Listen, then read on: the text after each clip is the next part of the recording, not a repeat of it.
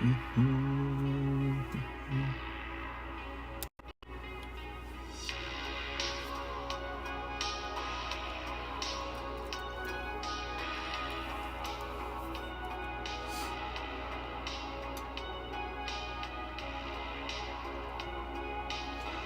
right, we're live. Hello, everyone, and welcome back for the daytime stream. It's me, Mr. Cardconomist. Woohoo! Go ahead and pause this. There we go. All right, nice. I'll point this camera a little bit. Ugh. Okay, so we're just setting up the stream. Happy Tuesday. It's 5:41. We're starting very late. Daytime streams are meant to start at 4 p.m. We're just never good at hitting that time. We're really quite bad at it. Okay, what that means is Karis is already off work and I'm supposed to be hanging out with her. So, I just can't ever seem to hit that number. I don't know, maybe I'm not waking up early enough. I got up at 3 today. All right, there we go. We're going to say, let's have a joke title. Saving up to buy my new home in Greenland. All right, also, new Roaring Skies break. Magikarp break. We're all about breaks here. All right, we'll grab this. It's 6. What's up, 6? How's it going? We're going live for Tuesday day. Ta-da!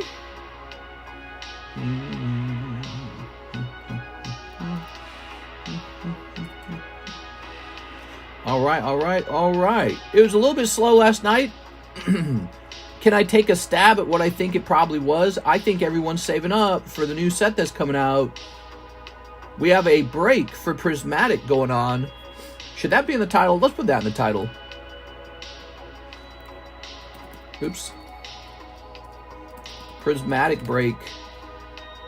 We're going to say Prismatic break in the title. I think that's probably a better thing to say. I want to joke around in the title, but it's like, let's get real. We got to actually sell some stuff. But I don't think people like those the prismatic breaks as much as just actually getting to immediately open the product, that's for sure. Because I remember the Terra Festival break, that didn't really sell. And then we actually got Terra Festival, that sells through the roof. All right, so let me close this as well. We're finding out Surging Sparks has reached an eye-watering price, unbelievably expensive. Our price on Surging Sparks has gone up. It's really sad, I don't like it. It's too expensive. Now let's get a Roaring Skies price.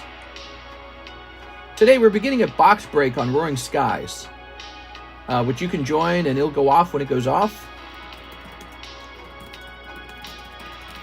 It's very expensive now. Roaring Skies used to be somewhat affordable. Not anymore. It's so expensive now. Break, break, break. Live card shop. That's right. Let's get a price on that Roaring Skies break.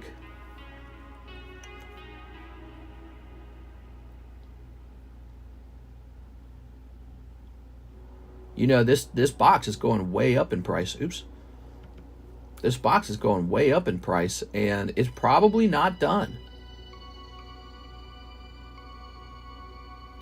All right, so here we are. But I would like to sell a box because I need some cash. I have a need for cash.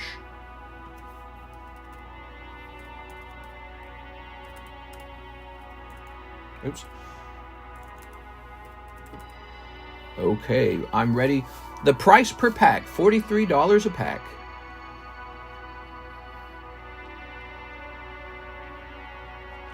Box break. It's going to be under special box break. Let's call it special box. Let's call it, yeah, special box break.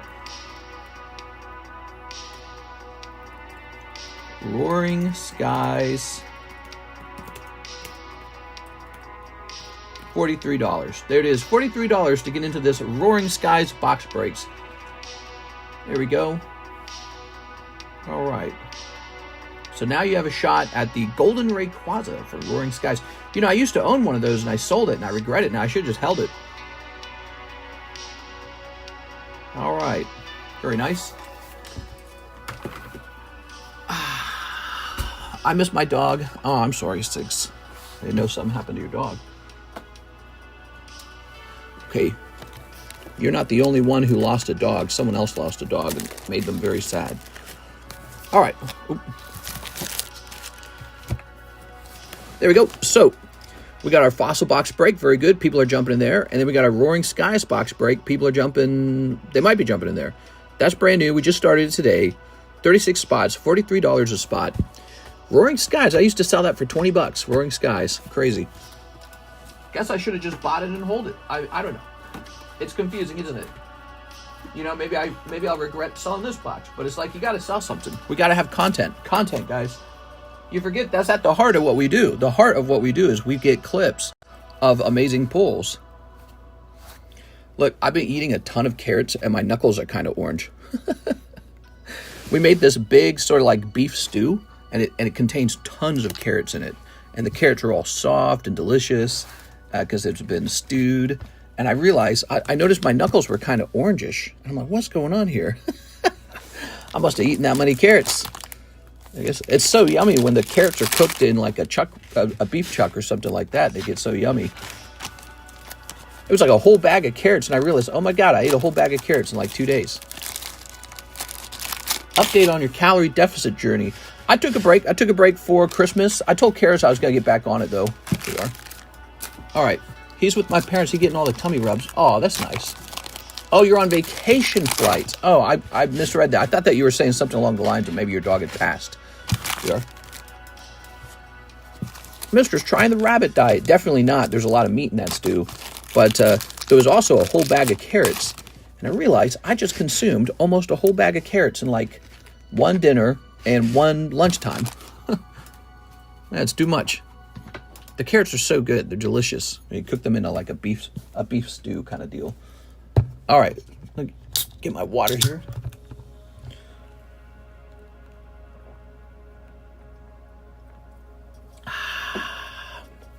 Ooh. Pokemon's popping off, guys. Pokemon is doing so well. It's a very lucky day for someone like me, and maybe like you, because you guys follow and you collect a lot of Pokemon cards.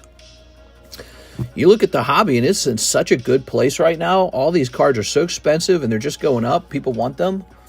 It's fantastic. I got this Burning Shadows Charizard. He looks great. Dusclops. Umbreon. These are already all expensive, but we got like Scarlet Violet cards are getting expensive.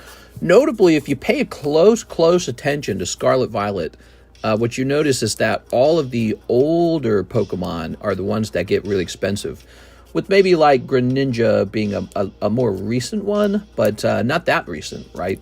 So if you're looking at the Pokemon, it's all the nostalgic ones. So like Charizard from 151, Magikarp, Paldean Evolved, Pikachu, that's Surging Sparks, Umbreon, that's going to be the next one. So anytime, if you even look at Obsidian Flames, Charizard from Obsidian Flames, not doing bad. Gardevoir, not doing bad from base set Scarlet Violet. So you got all these sets and prices are going up, and you're like, what's driving that? Well, it turns out people want to collect the old 151 or maybe like Gen 2, Gen 3, Gen 4 Pokemon out of them. And yeah, it's what's interesting is all those Pokemon are doing well. I have not seen any actual Scarlet Violet Pokemon doing well, like Pokemon directly from Scarlet Violet. And maybe that's just how it goes. Maybe over time people get more nostalgic. I don't know. But I have a theory that the designs weren't very good. But the designs of the older Pokemon are good. So, you know, who could have predicted this? I just bought another Magikarp last night to replace this one. So I host this one for you guys. I make a little money off of this sale. Not very much. I don't make much money selling you guys this, but I wanted to offer this break. It's a very special break, this Magikarp. If you're not in it, you're going to miss out on it because I'm not going to host it very often. But I bought another one, so that one's on the way. And then we've got this one in the break. So cool, man. So this is going to be a really memorable card from Scarlet Violet era. Same with the Crownbrion. Same with probably the Surging Sparks Pikachu.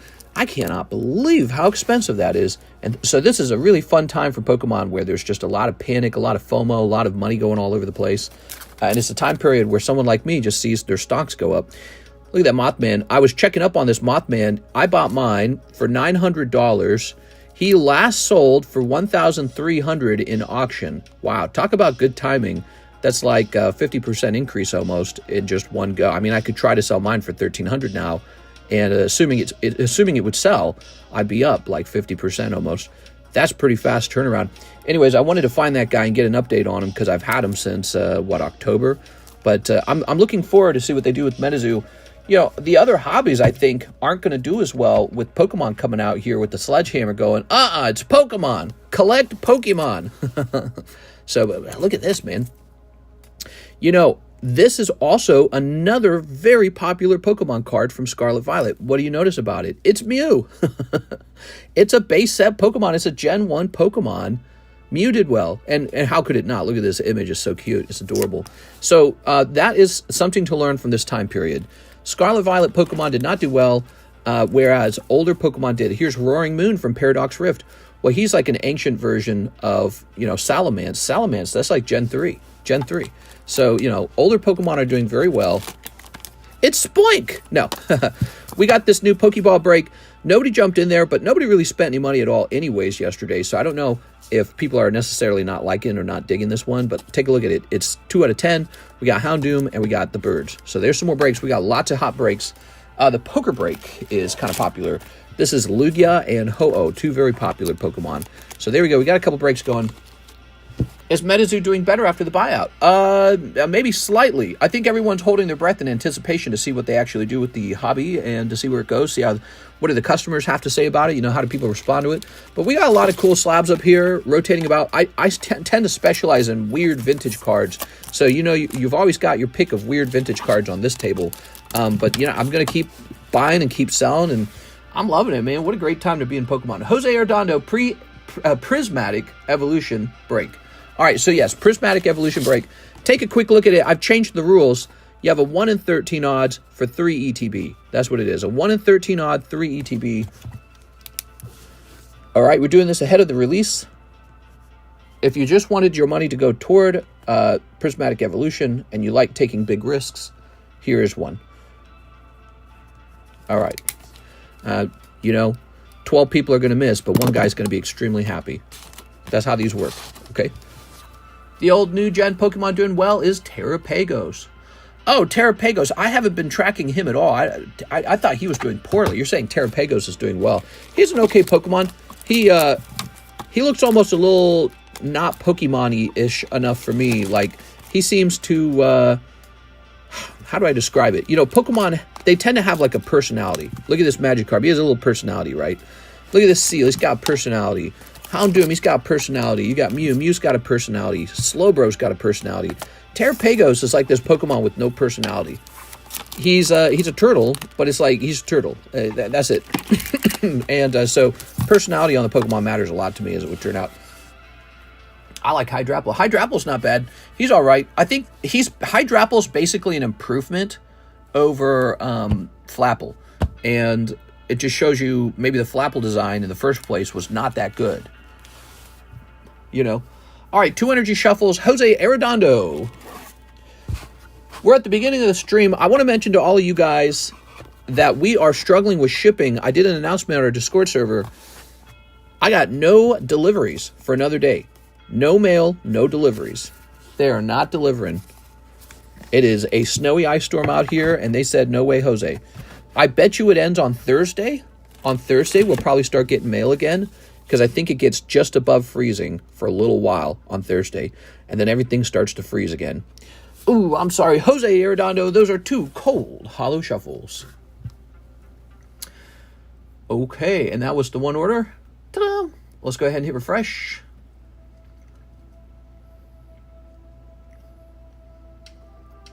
On Thursday, we might have Greenland. I know. I almost made the title Saving Up to Buy My House in Greenland. Okay. Grab this. Here's Robert Tumman, 1 in the Mew break. Yes.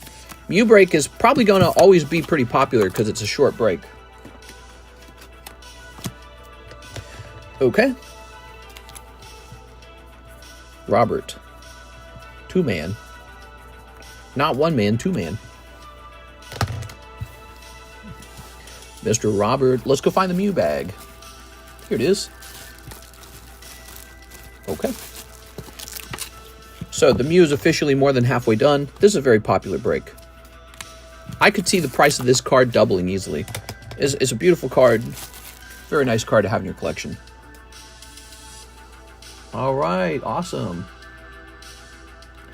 Let me go ahead and delete some of these emails. I don't need all these emails.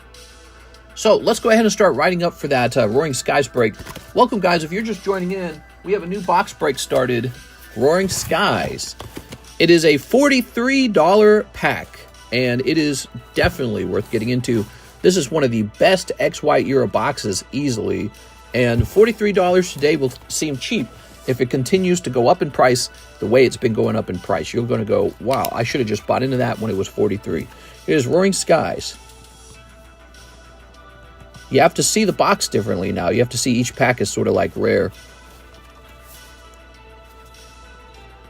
And that might be a new feeling for you because these used to be cheaper on this channel. They used to be like 20 bucks one day. Then one day they were 25, then 27. What's my current price on Roaring Skies on the extended menu? Oh, my price on the menu is 40. That has to go up to a higher number. So give me a second.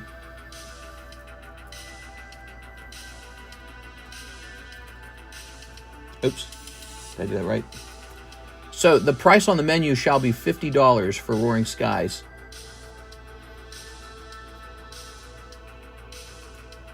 We have Roaring Skies packs for $50 a pack if you just want a loose single. This break is $7 cheaper. I better check all my XY prices because if Roaring Skies did that, what did the other ones do?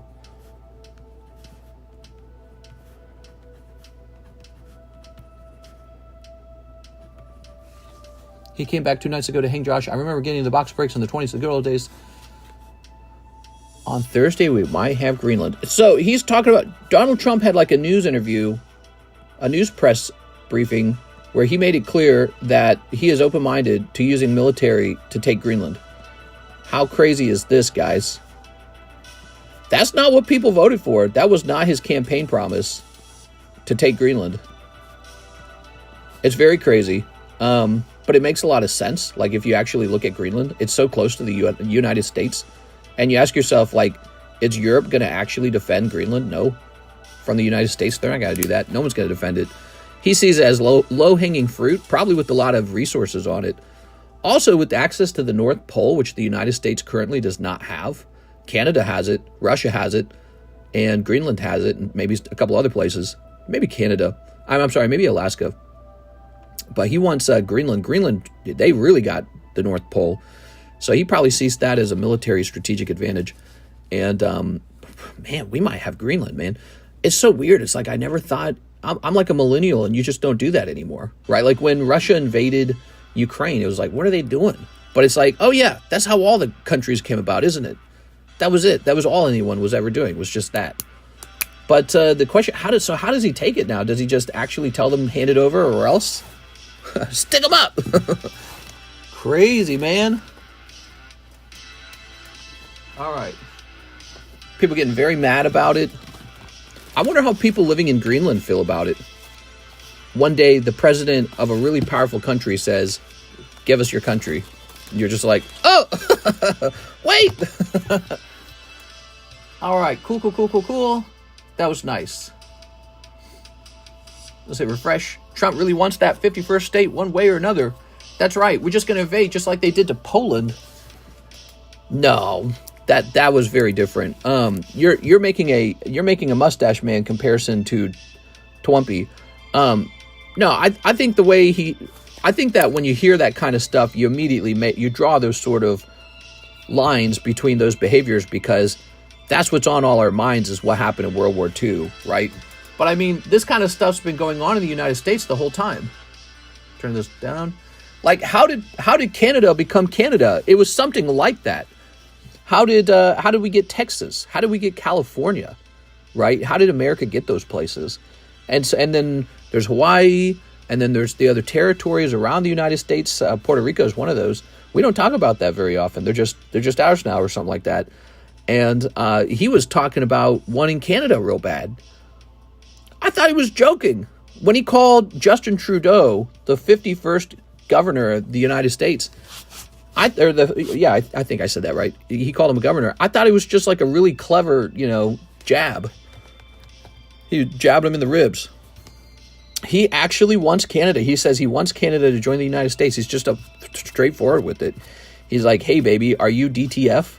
Holy moly, man. That's crazy stuff. All right, let's see what we got. We're going to invade just like they did to Poland. How do I get in? Haha, I've been summoned. Canada said they should take California. I say deal. They can have California. Yes, Puerto Rico should get a 51st. Canada should get 52nd or 53rd. Roaring Skies has manifested me. Roaring Skies is available to break now. It's a $50 booster pack on the menu, but it's only a $43 pack if you jump in the break. It's cheaper to jump in the break. You are? Roaring Skies, you have to think of it as in a new class of booster pack. It's now considered like a rare vintage pack. That can be hard to accept if you're used to it being more affordable, but that's not the case anymore. This stuff is rare as hell now. Roaring Skies is rare as hell. Roaring Skies box break. It's going to be really cool. We got that for 43, or if you want, jump into the Fossil Sublist or the Fossil break. There we go. All right. I'm trying, but I don't have a link. Check the description of the live stream, Mr. Chris P. That's where we put everything is in the description of the live stream. We will give Greenlanders California if they give us Greenland. Some people say Trudeau resigned because he knew Trump was going to take Canada. Now, he probably likely did resign because he could see, the polling numbers that his team was doing very bad in Canada. So that's what's really going on. Canada they'll vote for maybe this Pierre guy. When you hear Pierre, doesn't he sound like a weak leader as well? I hate to say that if you're Canadian watching this. I listen to Pierre talk and he sounds like, the kid on the school where he wants to come off as really tough, but he's definitely not. You know what I mean? Like this guy's definitely his wife beats him up in secret, that kind of thing. So he gets a lot of noogies in the men's bathroom, surrounded by his bullies, that kind of thing.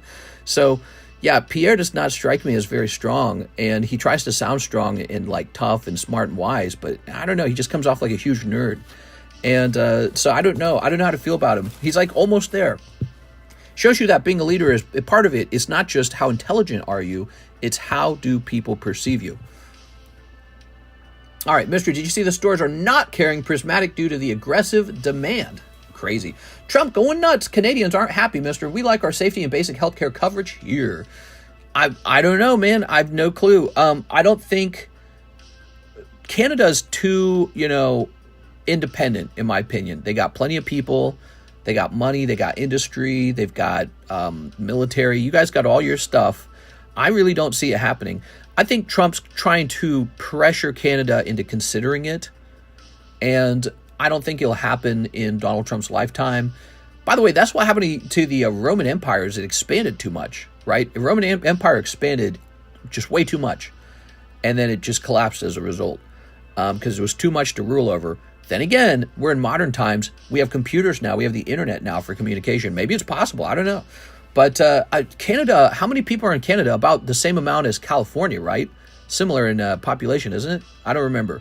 Somebody tell me how many people are in Canada. Look it up. Compare it to a state. Well, I'll look it up. Well, I'm the host. Why don't I look it up? Let's see.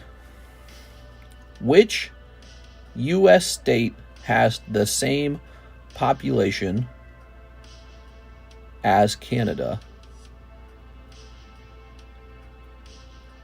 Canada has 40 million people, which is similar to California. There you go.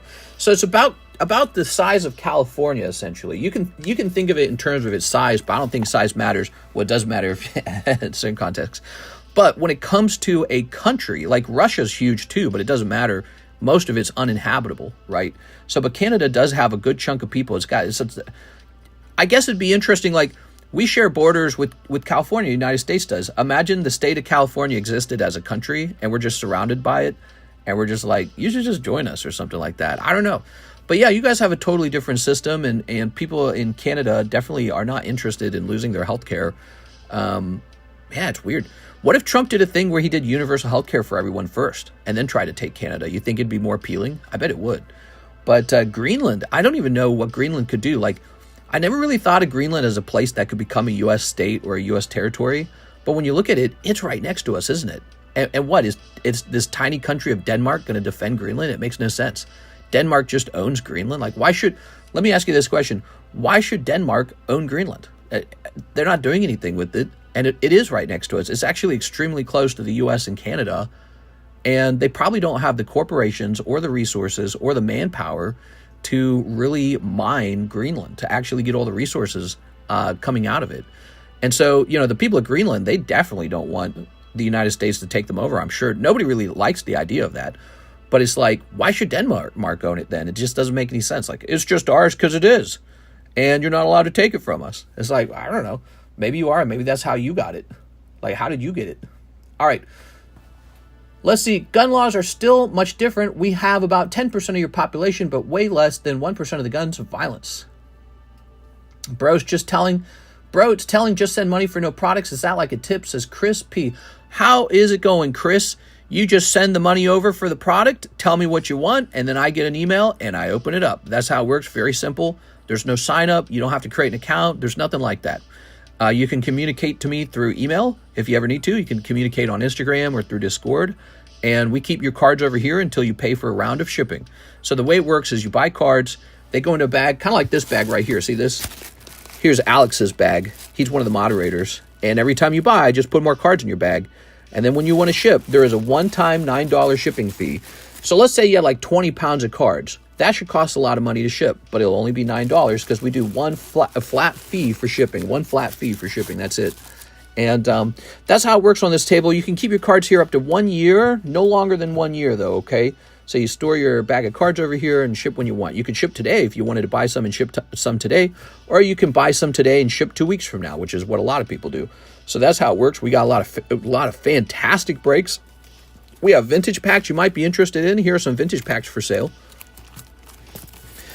We have these things called slab breaks, and they are just so popular. And there's something you can't buy at Walmart. You can't buy these slab breaks at Walmart.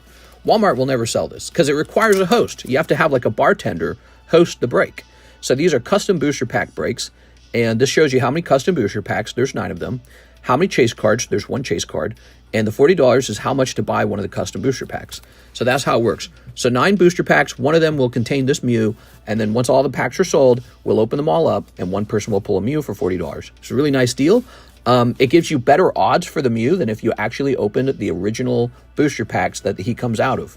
So if you went and just opened up Shiny Treasures, on average, you're going to spend much more than 40 by 9 to pick up that Mew. That's the math here.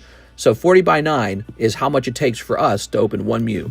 Well, on average, to open 1 Mew out of Shiny Treasures, you're going to have to spend a lot more than 40 times 9. So that's why these are so enticing. You get to go straight after the Pokemon that you want, like Magikarp, and the odds are literally better than if you were opening it yourself. Plus, it comes out as a PSA 10. So we got unique products like this. We got these awesome box breaks like Roaring Skies, like Fossil. We got specialty breaks like this Prismatic Evolutions. So this works just like the slabs, but instead of pulling a slab, you'll pull 3 ETBs of Prismatic Evolutions. Very popular idea. We've been doing that for years. And yeah, so plus, besides that, you get access to a lot of slabs I have for sale. Look at this one. This is V-Star Universe, $35, Magmortar and Electivire. Beautiful. Just $35. I mean, that's pretty good. Just a great looking card. It could be a toy for your kids. It could just be a card you're adding to your collection. Here's one, Population 2, Yellowback Ditto, $140. Here's an extremely rare vintage poker card. Ditto, he can turn into Charizard for you if you ask him.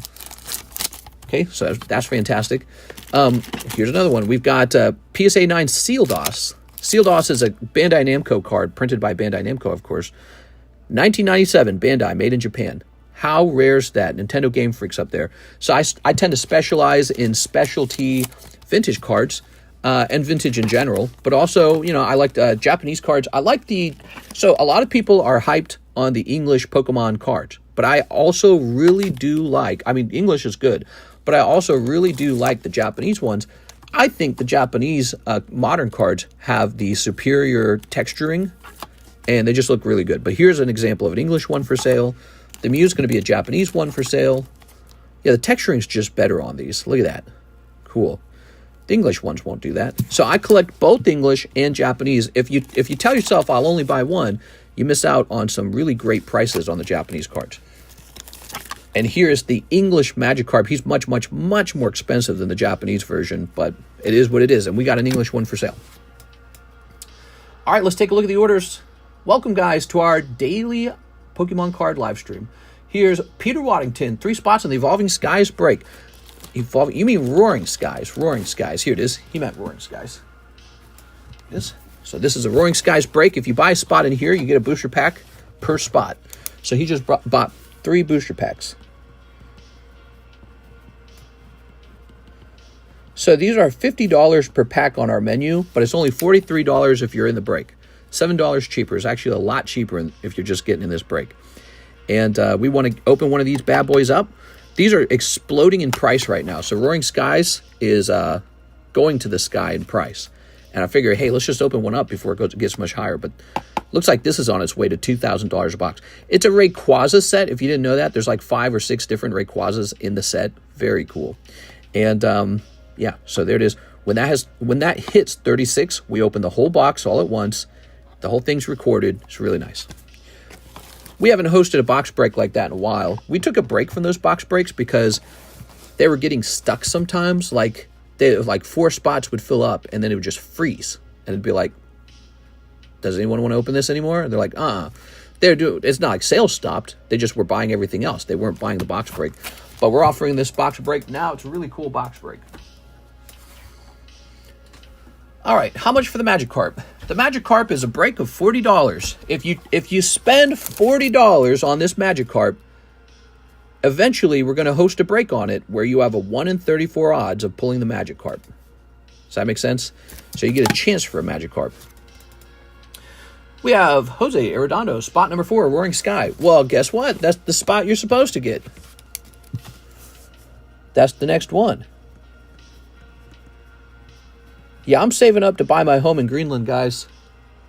Who's moving to Greenland with me? The new United State. What a weird thing. I didn't expect Trump to be like, his campaign was all about deportation. His campaign was about cheaper gas, better economy, and then ending the war with Ukraine, which I really liked the sound of that. And then he comes out, he's like, actually, what I really wanted to do was expand the U.S. to Greenland, Canada, and the Panama Canal. Like, what? Did you guys hear? He wants to call the, One Terra Festival as well. Here you go, man. He wants to call the Gulf of Mexico, he wants to rename it the Gulf of America. Why? But no, I kind of get it, but it's like, it's just kind of silly. It shows you what's on his mind. He's not as interested in what he campaigned on as he is interested in, getting to make these major changes. All right. Sorry about that, guys. I bumped the Ethernet cable. It's so easy to bump. I got to be more careful with that. All right, here we are. We're back. Jose Arredondo. He's got 4 years. He's just shooting from the hip at this moment. It feels like it. It feels like he's just shooting from the hip. If you think about it, he's like an 80-year-old man who just survived 2 assassination attempts. He just won a supermajority and a popular vote. Ooh, a Dusclops. So he just had all that happen for him. And he probably just feels like he could do anything he wants. He's like, I don't care. I'm going to do something. Crazy, man. All right, let's see. I don't know what happens next. Like, what if Denmark really puts up a fight? It's like, nah, we're not doing that. We're definitely not doing that. We're not giving you Greenland.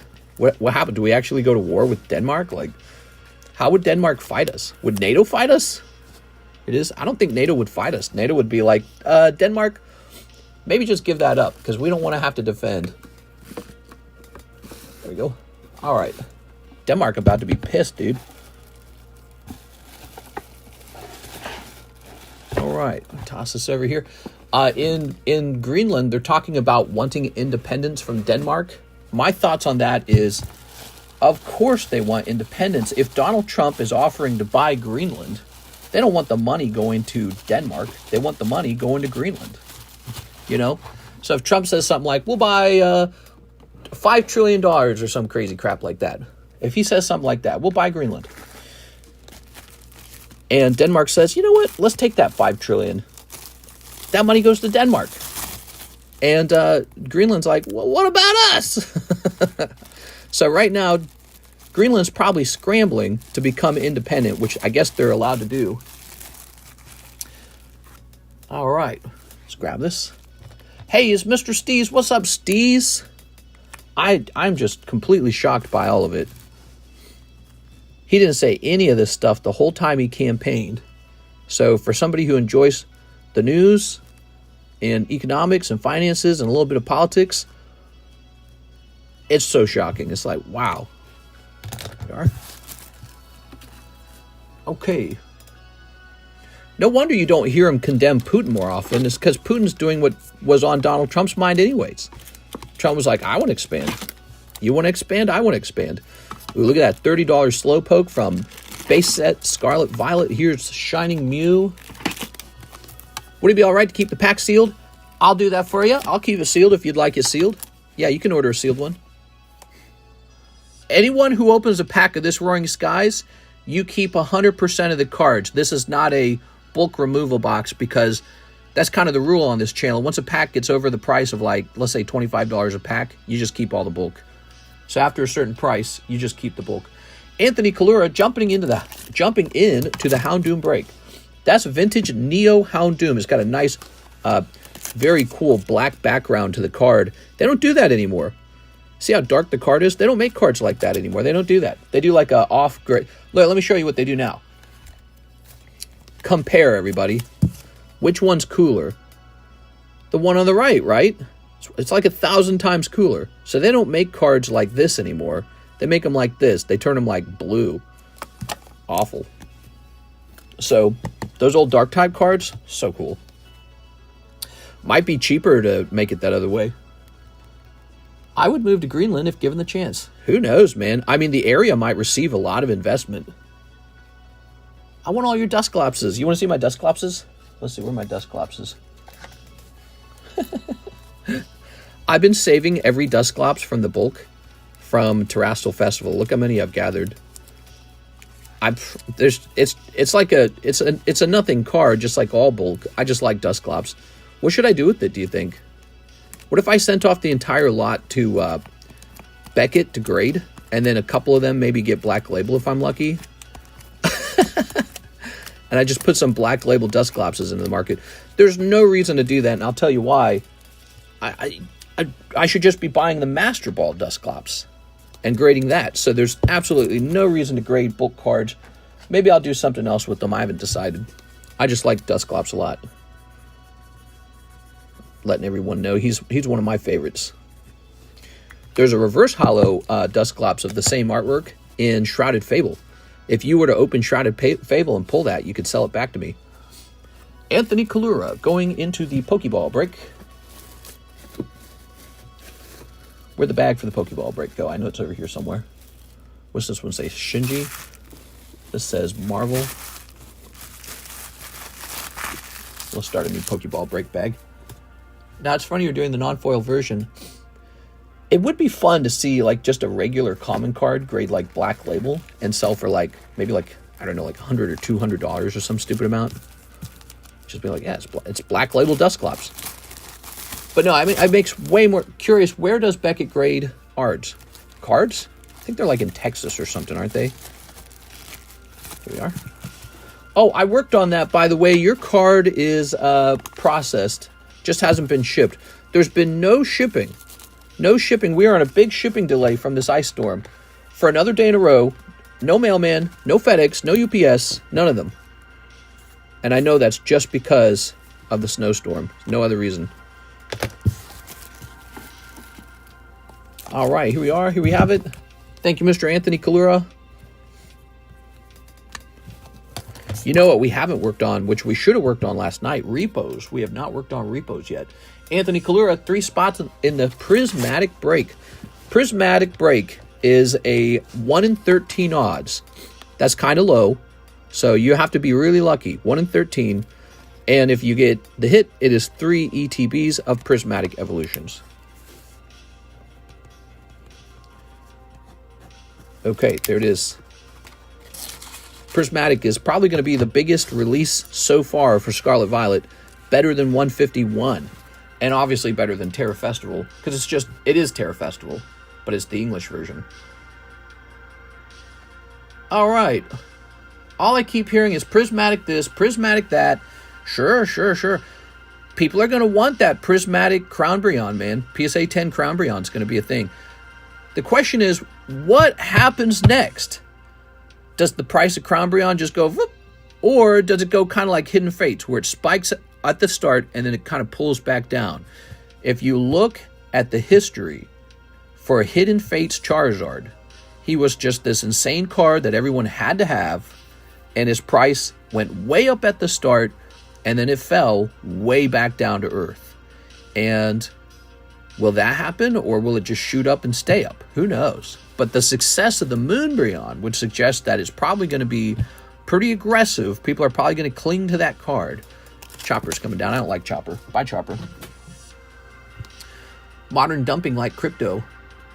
You never know. Mr. Just like Donald Trump with Greenland, Mr. and repos. No. No, the repos are like you keeping your Blockbuster video too long. You gotta return that video. You either gotta pay for it or you gotta return it. One or the other. Blockbuster video. What are you talking about? Zachary M. Stekskowski says, start slab away for a fossil pack. Yes, because we mentioned this about the fossil box break. Around the time it hits 18 packs, it's probably just going to go up in price anyways.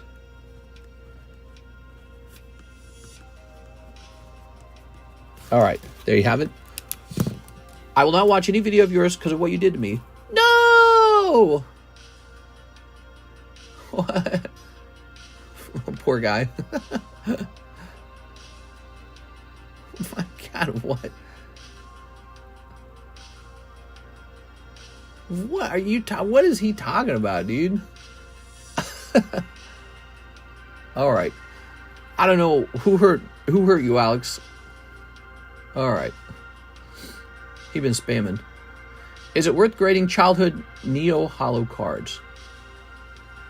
Childhood Neo cards. Pretty decent condition, not sure of 10s. Get the most valuable ones that are in the best condition and grade a couple of them. But you don't have to ask me.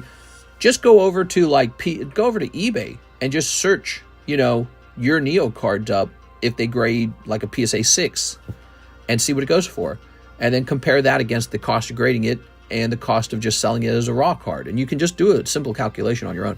But in general, as long as the vintage card is expensive enough, like let's say you had Neo Umbreon, yeah, I would just grade it. The grade doesn't matter. You think Korean cards worth to get graded? Yes. Yes. Korean, Thai, Indonesian, and Chinese. So they're in this weird sort of like lesser economy where they're like, if English is A tier and Japanese is B tier, all those languages are C tier. But you are foolish if you think there's no demand for them. There's a huge demand for cheap Pokemon cards. What's interesting about those other languages, some people who will buy the Japanese cards, they don't care what language it is. They're just enjoying having the artwork. And so for them, they don't mind seeing different languages. In fact, it's kind of fun. Actually, here's an example of that right now. This one's Thai language Mew. And I don't mind having him in my inventory at all. He looks fantastic. So, I would rather have this Thai language Shining Mew than, let's say, an English Pokemon card that looks ugly. Because I know this one has a chance of selling, the ugly card doesn't. So a good-looking card of Korean language or Thai language or Chinese language is still going to give you a chance to make a sale. Because at the end of the day, if the price is right, there's a buyer out there. And so there's let's say the Crown Brion in English sells for $2,000. And then in Japanese, it sells for $500. And then in Korean, it sells for $200. Well, if you can get one for $150, then you can sell it for $200 and profit by $50. Do you see the math here? So it doesn't really matter what language it is. What matters is, can you get it at a good price and can you sell it at a market price? And that's all that really matters. So do people actually buy those? Like, imagine you had Korean Crown Brion and he cost $20. Would somebody buy that? Yeah, in like 2 seconds, someone would buy that. So there's an economy for every language. And again, I think people are foolish when they ignore cards like French cards, German cards, Spanish cards. None of that matters. There's a market for all of it. All right, but you just have to believe that, and having that belief is hard for some people. Zach, let me go ahead and write this up now. We better get started because I can see a line forming. All right.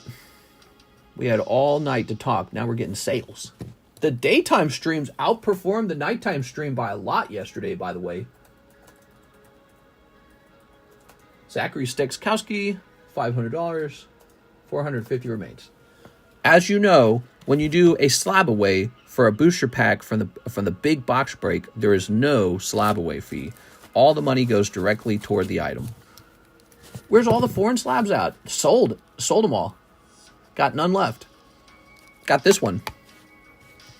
Rigoberto Gil, 1 spot in the Rudy Cry's break. Now, why does Rudy cry about it? Does he wish he had some of it? Is that why? We are. He's probably doing just fine. Virtually all Pokemon cards went up. Doesn't matter what you had. It's the daytime stream. People don't work. Where's King Luffy slabs? I think there's like one left, and I don't know where it's at. All right. So now we have an order. Okay, Mr. Roel Campos, 8 spots to the Roaring Skies. Ooh. He says, if possible, can I have one of each pack art? Otherwise, it's fine. Figured I'd ask. Oh, wait, that's the wrong list. You're supposed to have the next 8, but since it's 8 spots, you're going to get one of each. Are you asking to keep them sealed? 1, 2, 3, 4, 5, 6, 7, 8. I'm so glad we did this break. Here we are.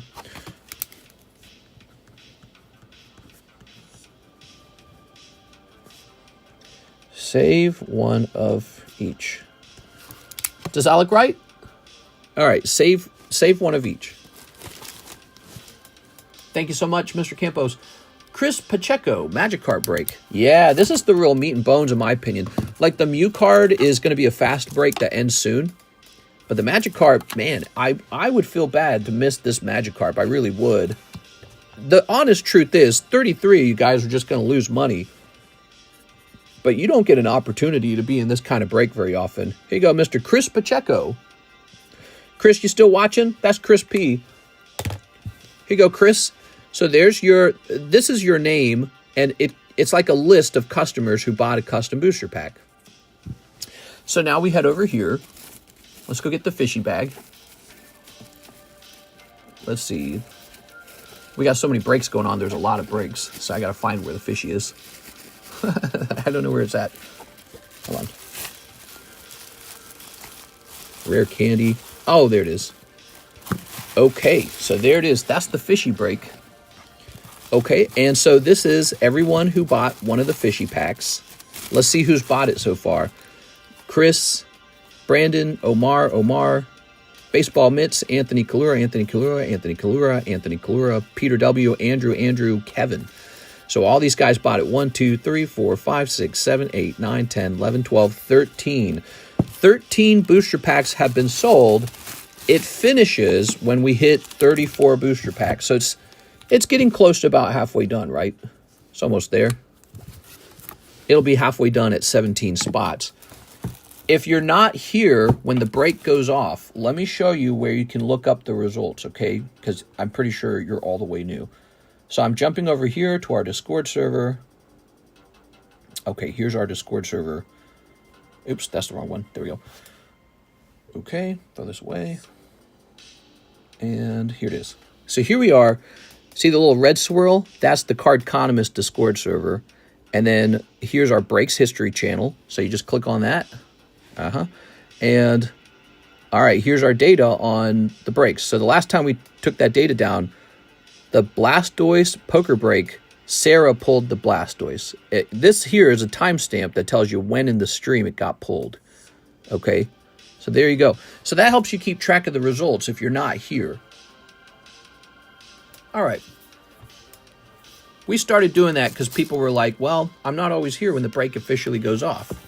So we had to find a solution to that. Okay.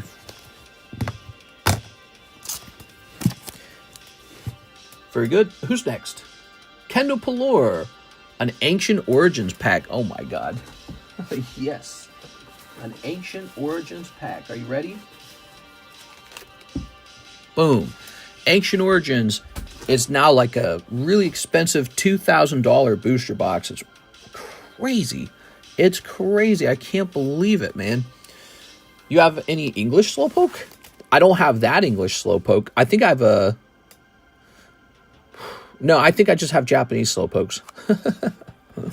We're going to get more PSA cards in soon. PSA, it's in the middle of assembly on one of my submissions. I didn't realize it was my submission, but we looked it up, and I actually looked into the cards that were in it. It's my submission. It's my cards in that submission. So one of my submissions is in assembly, and when it comes back, it's going to have some cool Pokemon in it. We'll see what actually comes back. All right, so you have to change the way you see this now. Every one of these common cards is a gradable card at this point because this set is so expensive now. So we got Larvesta, we got Meowth, we got Goomy, Ariados reverse. That's too bad. You always wanted to be an ancient trait reverse. It's another cold pack. Registeel, Energy Recycler, Whimsicott, and Tyranitar. Okay, the Registeel is very nice. He would have been a nice reverse. Here we are. What sleeves do you use to protect the PSA slabs? I have a cheap sleeve that I use for my customers who are just looking at these. And those are just generic made-in-China sleeves sold. You know, I look for the cheapest one online. And then there's this fancier version. It's called Cardboard Gold Perfect Fit Sleeves for PSA Graded Slabs, recommended by PSA. And I think those are really good. I found another version of them that seems to be about the same. So I try to look for those extra clear sleeves for cards that I'm actually keeping in my collection and wanting to show off. The Mew is looking so good. This Mew is only 4 spots away, and then it goes off. Yeah, that Mew is great. Thank you, Kendo, for taking that big risk. Kendo. All right, let's see. What's crazy about these very expensive Ancient Origin packs is even the reverse holo slot can be extremely valuable if you pull the right card. Here we are. Like a reverse holo Ancient Trait card would be insane. There's a reverse holo Ancient Trait Gyarados you can pull, and it's just so good. I think it's like a $500 card last time I checked. But nowadays, I bet you it's like $1,000 now. Who knows? You know, with the price change on this box, how much is that going to cost now? Who knows? How much for an Evolving Skies pack? No longer on the menu. I looked up Evolving Skies, and the price on that set was it like $1,000 or so? What was it? It was like $1,500.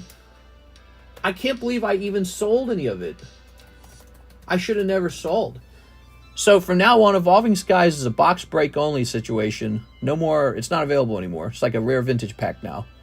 So Evolving Skies booster box.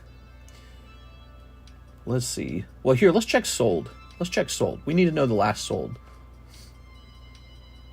Mike's side's laughing. Hold on. Ended recently. All right, Evolving Skies. I can just make content about this all day long. It's crazy, guys. So one sold on January 7th. That's today for $1,250, and another one sold today for $1,315. So it seems to be going for $1,250. That's crazy. That's legitimately crazy, dude. All right, absolutely crazy. We have an order of Chris Pacheco, Magikarp Break. Now, Chris, it's looking to me like you might have bought that twice. Is that right? It looks like he bought it twice. Here you go, Chris. Did you mean to do that, Chris? I have the email if you need me to send it to you. I have the email. I was just making sure you intended to buy 2 of them. You can buy as many as you want. Just remember, only one person grabs that Magikarp.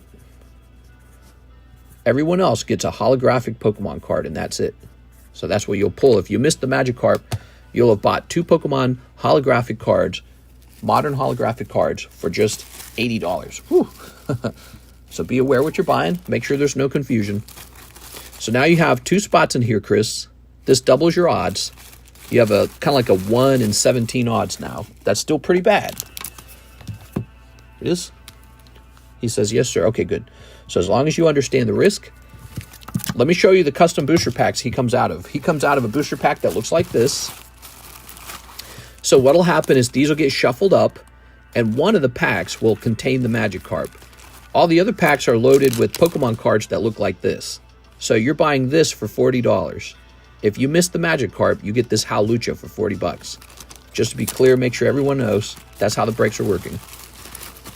All right. It's kind of nice.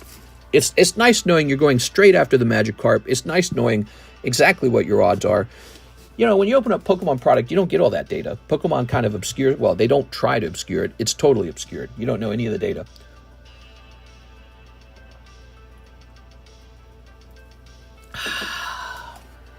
It's like a raffle. Yeah, similar to a raffle, but it is in fact pack opening. Here's 6 corrupted. PSA 10 Slowpoke.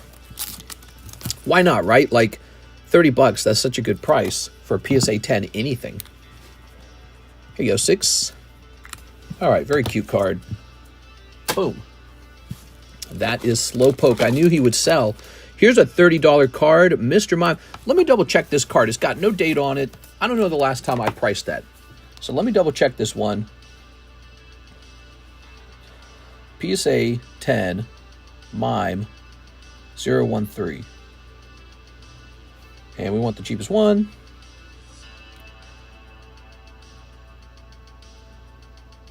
Okay, you ready for this? $34. Slightly more expensive. I'm just going to update it.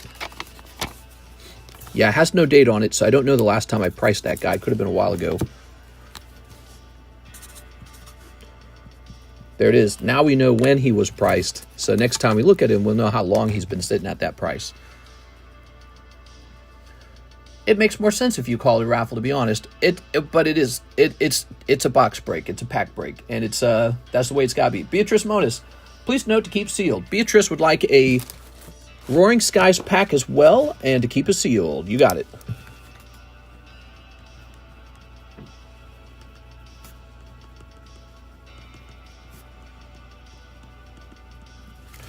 All right. That's how she entraps the simps. Arturo Perez going to get 5 Raging Surf. Raging Surf. If you give me a moment, I got to go get the Raging Surf. I know there's some big orders in the queue, guys. Don't worry. Those are very... The line is not bad at all. The line is not bad at all. We're going to get all the big orders. I don't mind going a little extra late today. I'm short on cash, and I got to pay Mike's side soon. So I don't mind going a little extra. If you guys want to buy some more stuff, I don't care. We had a very bad night yesterday night. Monday night was bad. So I'll go any longer. You know, if you guys need me to stay open a little longer for some more purchases, I'll do that because yesterday was so slow. Unexpectedly slow.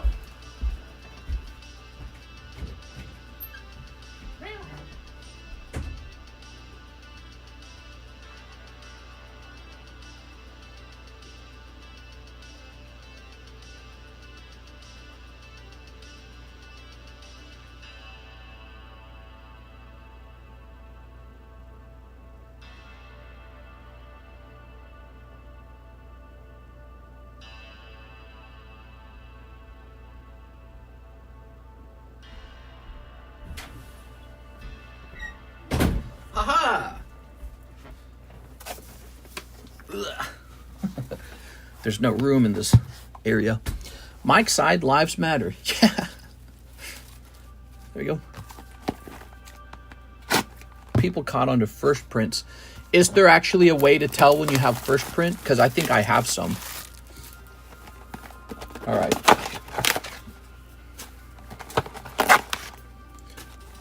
Mr. Never Short on cash. He lying. No, I'm short, man. I'm short. 3, 4, 5. I'm short because I've been doing a lot of spending. All right. Here we go. I'm not like... I have like multiple accounts, right? And you're right. There's one account that has a fat wad of cash in it for emergencies. But I'm not allowed to touch that account. All right, here goes. Contact Louis and tell him 6 wants him to finish the Mew break. You want me to? All right, here's Minum. Ooh, Minum. Minum looks pissed, dude. Cold. Cold. Zacian. Cold. I'm short from spending all my money here. No! I have a $15,000 card. What's the best way to sell it? I'm scared to put it in the post office. That's what... Let's say you give that card to a consignment company. They're going to do exactly what you're scared to do. They're going to do exactly that. They're going to give it to the post office. Here's Arturo Perez. They're just less scared than you are. Here it is. All right, Arturo. Very nice. $15,000 isn't even that much money for a card these days, Jacob. So that's a cheaper, expensive card. All right. I shipped a $15,000 card to Hong Kong. That was scary. I was like, I hope he's not a scammer. Hope he's the real deal. Crocodile. Oh, man. See ya in a while, Crocodile. There's Hatterene for $30. And this Golem needs an update. He's actually one, like that. Okay, see that one? Good. Cool, cool, cool. Now, it is Mr. Anthony Kalura's turn. Ruby Sapphire pack. Wait, is that what the other guy ordered as well? Oh, wait, I thought I saw a big order. Oh, maybe it was just Anthony Kalura. All right, Anthony Kalura. Ready? So, one Ruby Sapphire. Ooh, love it. Best pull in here is going to be Mewtwo EX. Look at that, guys. Love it. Vintage Ruby Sapphire pack. When you open a pack like this, you instantly get a clip because I hand it off to Mike's side. But if it's a real stinky pack, he might not post it. If it's a real good pack, you are 100% getting a spot in our shorts. That's a big part of what we do here. We love the shorts. All right, you ready? Goes. All right.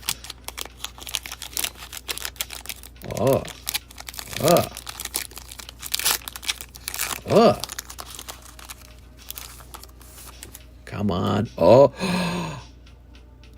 no way. He is so getting lucky in this pack. That looks like an EX card to me.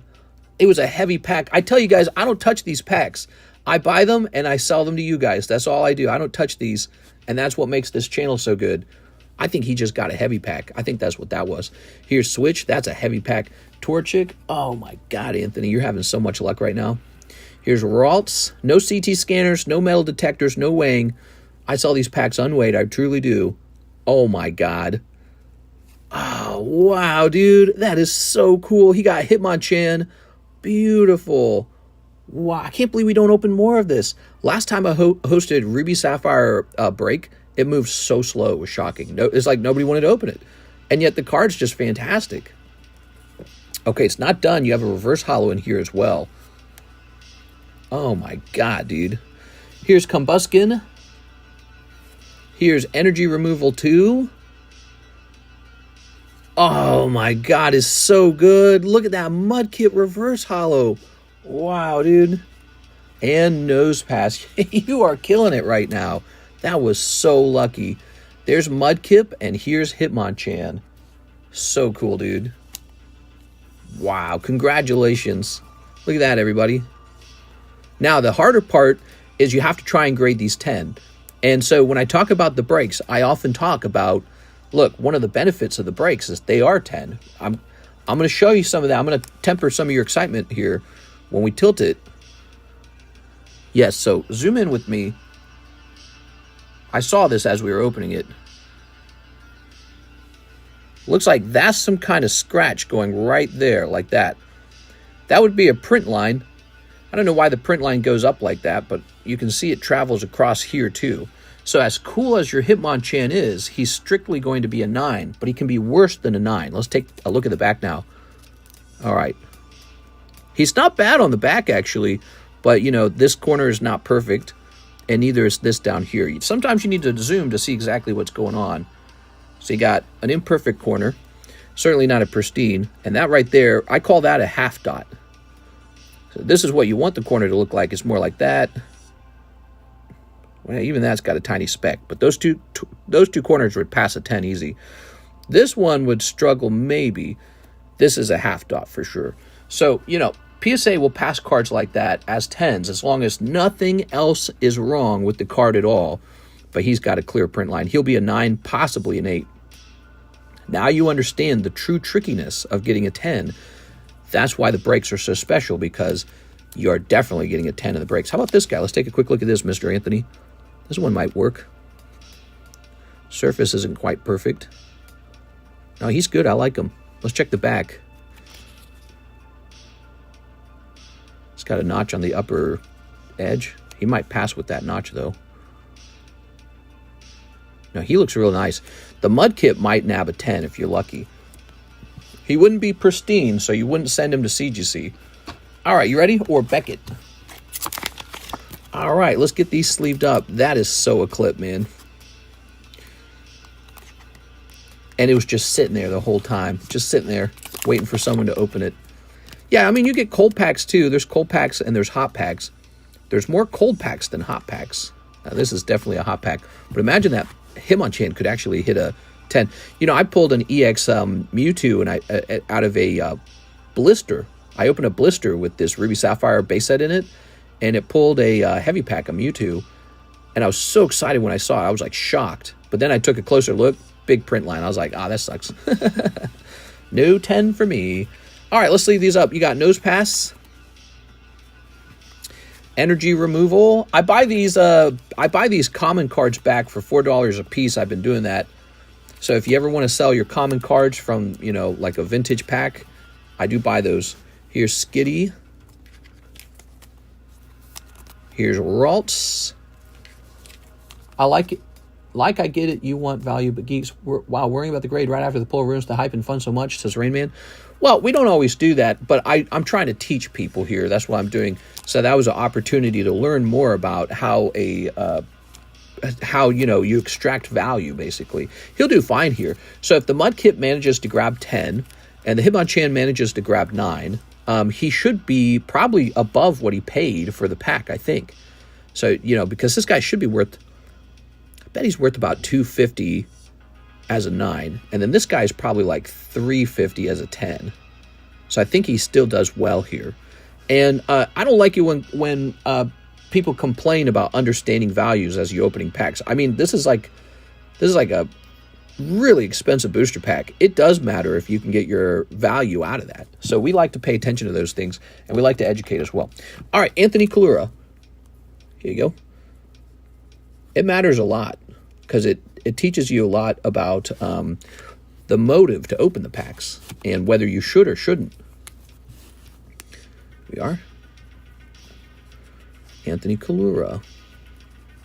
You know, if you just wanted me to like scream and be strictly happy about it, I might be more like many other channels that are more, what's the word? Maybe they're not trying as hard, but we try very hard over here to understand cards. Here we go. All right.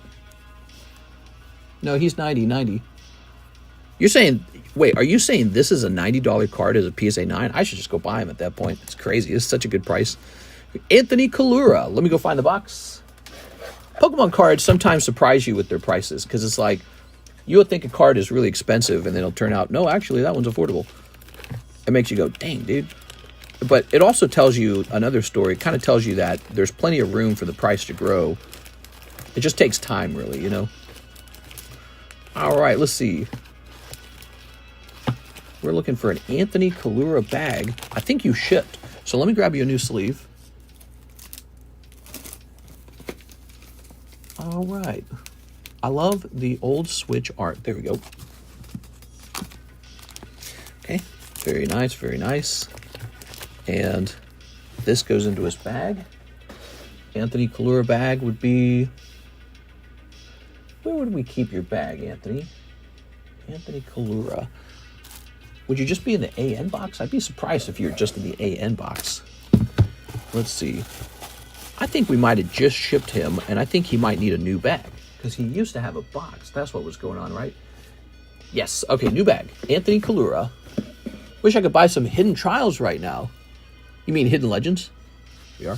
Hidden Trials is the Final Fantasy set with the girl signature in it that no one pulled. By the way, if you were to pull that, instant clip, because nobody in our group pulled the Final Fantasy Hidden Trials Lightning signature. She must be so hard to pull. Oh, he says, yep, Final Fantasy. Oh, yeah. Tammy was going deep on that one. So was Kit. Tammy and Kit were both going deep on that. And neither of them managed to pull it. It was really tough. We are.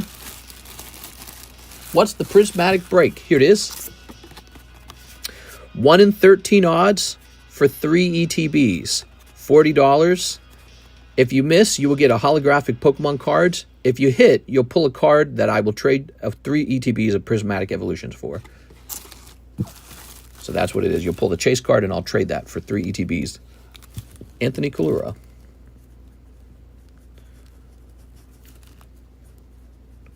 All right. Wow, that was a really good stream, man. That was so cool.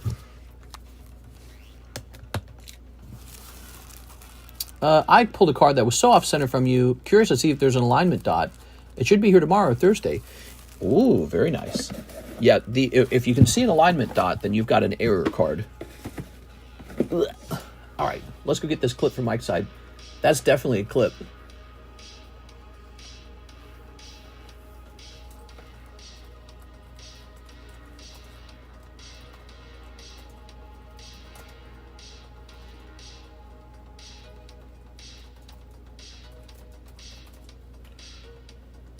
$111.00. There we go.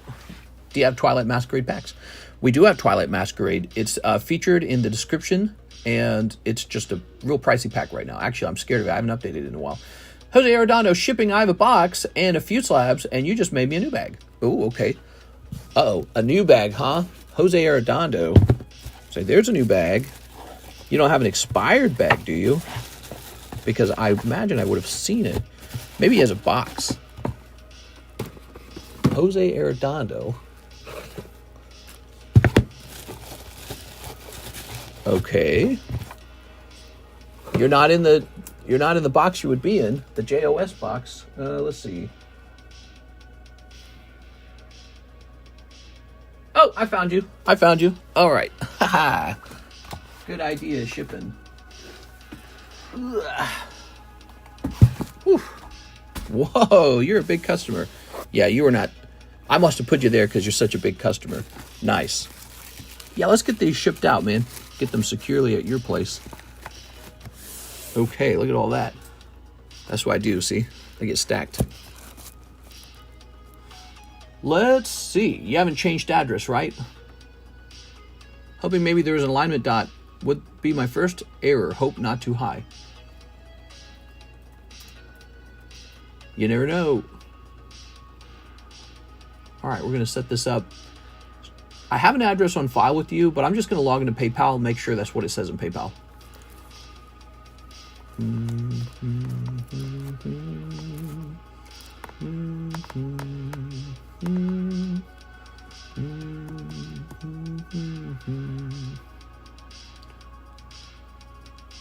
All right, what we got here? You sell slabs, or you have to buy packs? The slabs are for sale. That's right. You can just directly buy slabs. Okay, I have an address here. And it is different from the address on file. Okay, give me a second here, guys. I'm going to delete the address on file.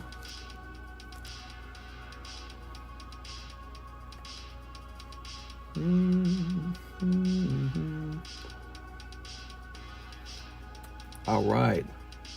Figured this box might be pretty old and you could have moved in that time. All right. All right. Just setting this up now. You know, this is probably going to have to be a bigger shipment. Let's go ahead and get you one of these. Okay. Now we're just waiting for the price of the label to show up on screen. It takes so long these days. It used to be so fast. Just a warning to everyone who is watching, we're having very slow shipping at the moment. We have an ice storm that came in, and ever since that, oh my gosh, it's updating again. We had an ice storm come in, and ever since that ice storm, there's been no deliveries and no pickups at all. It's their new Chase Siggy and the Waifu Shuffle. Yo, Mr. Parcel has arrived. Woohoo! Now we're ready to try again. I got a whole bunch of your slabs off to the side, so you can send in to ship some slabs too if you want. That's nice, dude. Should have contained one of your expensive cards, right? Like a Gengar or something, if I recall. It was a while ago, so it's hard to remember that kind of stuff.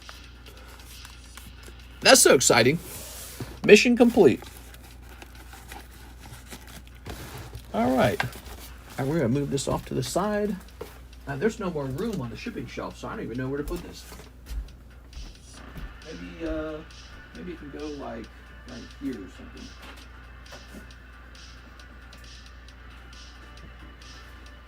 All right, and I'll put these here. All right, good. Good, Anakin. Okay, the Gengar Prime PSA 10, nice.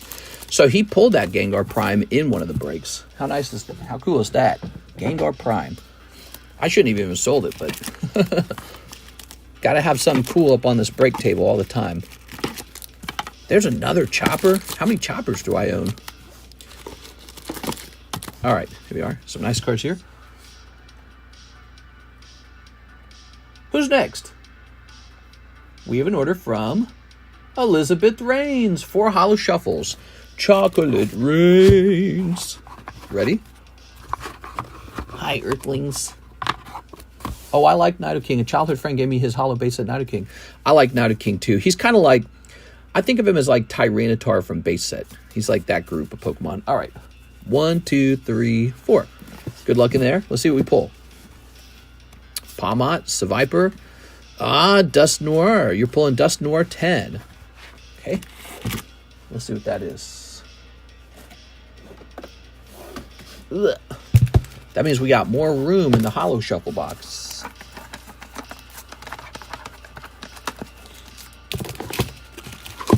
I'm looking. Am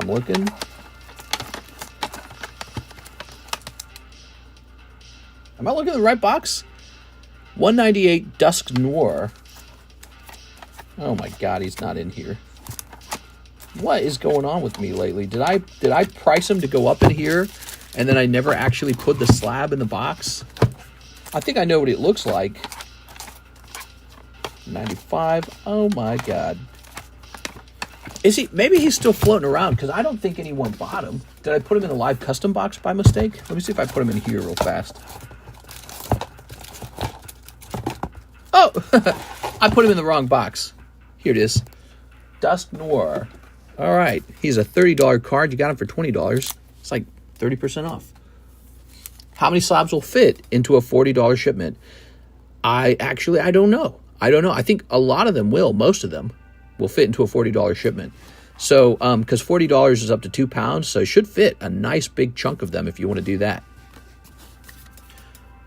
All right.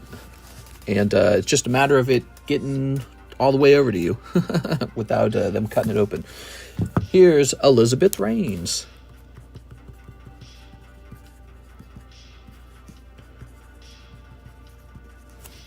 All right, how about a nice card going into that box now?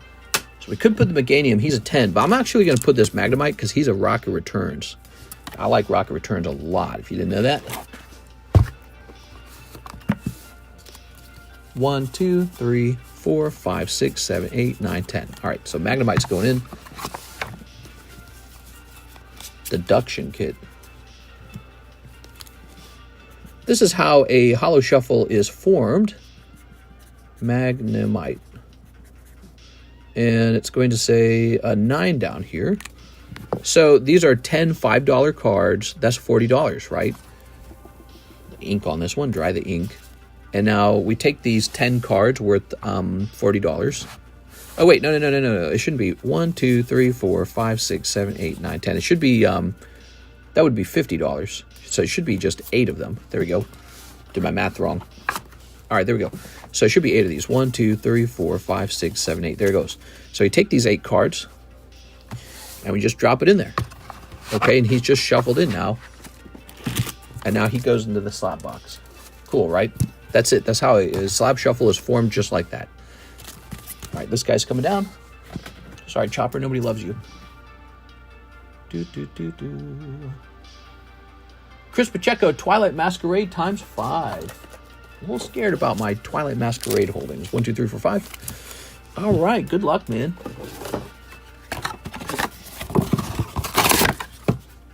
When we hunt a Pokemon card, all the parts of the Pokemon card box is used. Nothing goes to waste. All right. All right, very creative with that raffle. Well, you know, it's just like a Pokemon card pack, really. Like, look, I'm snipping the tops off these right now, right? All right. Now, if this guy's lucky, if Chris is lucky, you, out of these 5 packs, a big hot card comes out, right? Otherwise, it's all junk. It's just like holos. So we'll see. What did you get in 5 packs? This cost you $30. So in here, we've got a couple holos. Here's a Timber. Okay, nice. And Applin. Here's an Iron Thorns. Now, these aren't graded. And a Luxray. There you go. And so this is kind of what most booster packs give you anyways. It's just a couple cards, no chase card. And so it's very similar to what we're doing with our custom packs. You pull a holographic Pokemon card, and you have a shot for this Mew to be pulled out.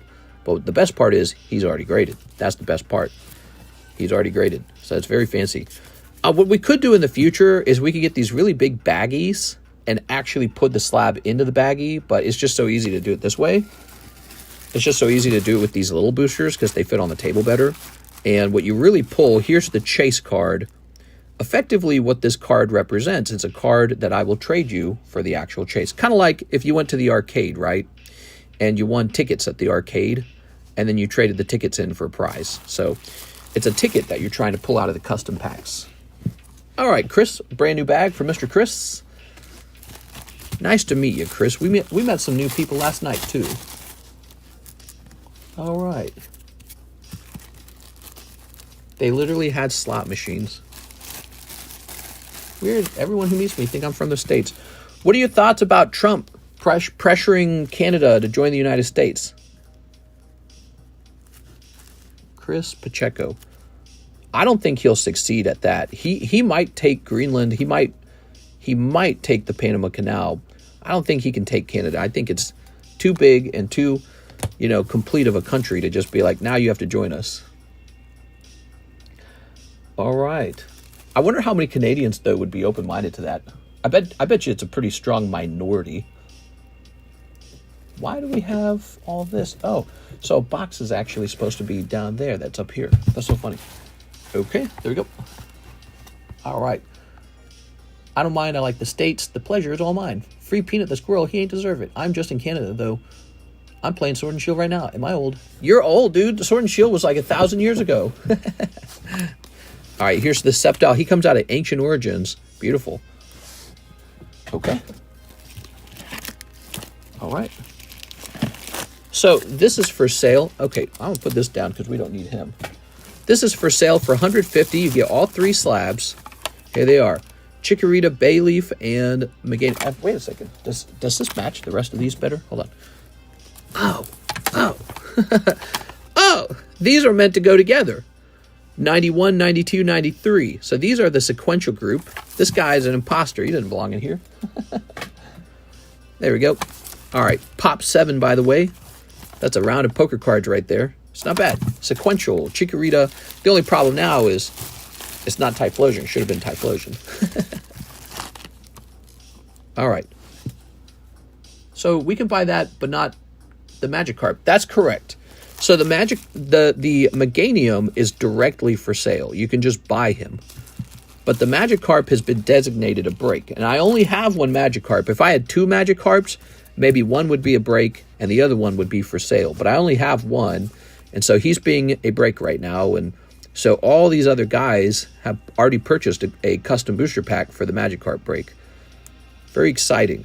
For people who like to open booster packs, if you're somebody who doesn't like to open booster packs, you don't like the RNG aspect of it, you can always just buy a slab, especially when a break first begins. Like this Houndoom break, you could have just bought all 10 spots and it would be yours. There's no break needed. And this break is for 2 different cards. You got a shot at the Houndoom, that's one of the spots, and a shot at the Moltres Zapdos Articuno, that's the other spot. So, yeah, if you see a break freshly starting, you can just buy out all the spots if you like it. But this one, there's no break. You can just buy it immediately. All right. That was Chris. We're done with Chris. Thank you, Chris. Weird. I feel like somebody bought a Ancient Origins pack, and I'm not seeing that payment anymore. Did something happen? I feel like I missed an order. Yes, this one right here is Peter Waddington, right? One Ancient Origins. Peter, you never got your Ancient Origins, did you? That is so weird. No, he didn't. All right, so Ancient Oh, he says I did? We opened... Kendo Pelor got his. We opened the Kendo Pelor one. You're saying we did yours? I don't remember doing yours. Oh, he says not yet. Okay, so weird. It's like it skipped over your order. I don't know how that happened. All right. Ugh. Dude, I had to start grading up these Ancient Origin booster packs. Look how pretty they are, man. Could you imagine grading these Rayquazas? Oh, man. Okay, here it is. Peter Waddington. Let's see what you pull. Ready? Just haven't been here in the mood. My doggy passed away. I'm better now, so swinging by to say hello. Jen, we're glad you're feeling a little bit better. Here we are. It's nice to see you again. Here's the unknown. Yeah, that's really sad. I thought that 6 was saying her doggy had passed away too. I was like, what the hell? Here's Relicanth. Here's Persian. Yeah, I guess that's the tough part of owning pets, is humans typically outlive them. Here's Eevee. Oh, we got a little sneak peek. Cottony. Gudra. Ah, it's another cold pack. We don't open these very often. We open these pretty slow. So that is a cold pack with Gudra in it. Reverse Holo Gudra. All right, let's get these sleeved up. Here we are. Cottony. Jen, it's crazy out here. The price of booster packs are exploding. We got a Roaring Skies box break at $43. My standard price for a Roaring Skies pack is now $50, but the box break is cheaper. So box break is up to 14 spots now. Crazy, dude. I was buying those when they were $400 in the past. It's just hard to like see it, you know? It's like, wow, can't believe it really happened. Just an idea in your head when you buy them. You're like, one day these will be expensive. Here's Claydol. All pets go to heaven. That's right. All dogs go to heaven. Cats go to hell, though. Here's listen. No, I'm messing. You know, I like cats. Here's Sableye. Okay, there we go. I lost my dog as well. It's been 6 weeks. Oof. Here's Vespiquen, Claydol, Unknown, Relicanth, Persian, Eevee, Cottony, Gudra, Sableye. Okay, and there is the Ancient Origins pack. And that's for our friend Mr. Peter. Ooh, what just happened here? My book's falling over. Got my book towers over here. Peter Waddington. Did you get a box by now? I feel like Peter could have gotten a box by now. Peter. Peter.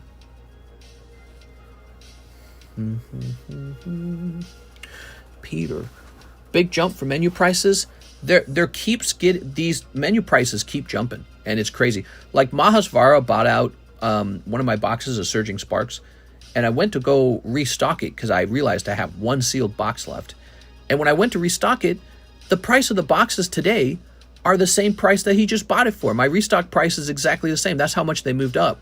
That means they went up in price significantly, and I just can't believe it. I don't know what to think about it. Yeah, and so, you know, reobtaining this product now. So, by the way, I've seen all this before. What begins to happen is it reaches a point where customers are kind of turned off by the very, very, very high price. Although I don't know if we've reached that point yet. We're getting there, but I don't think we're there yet.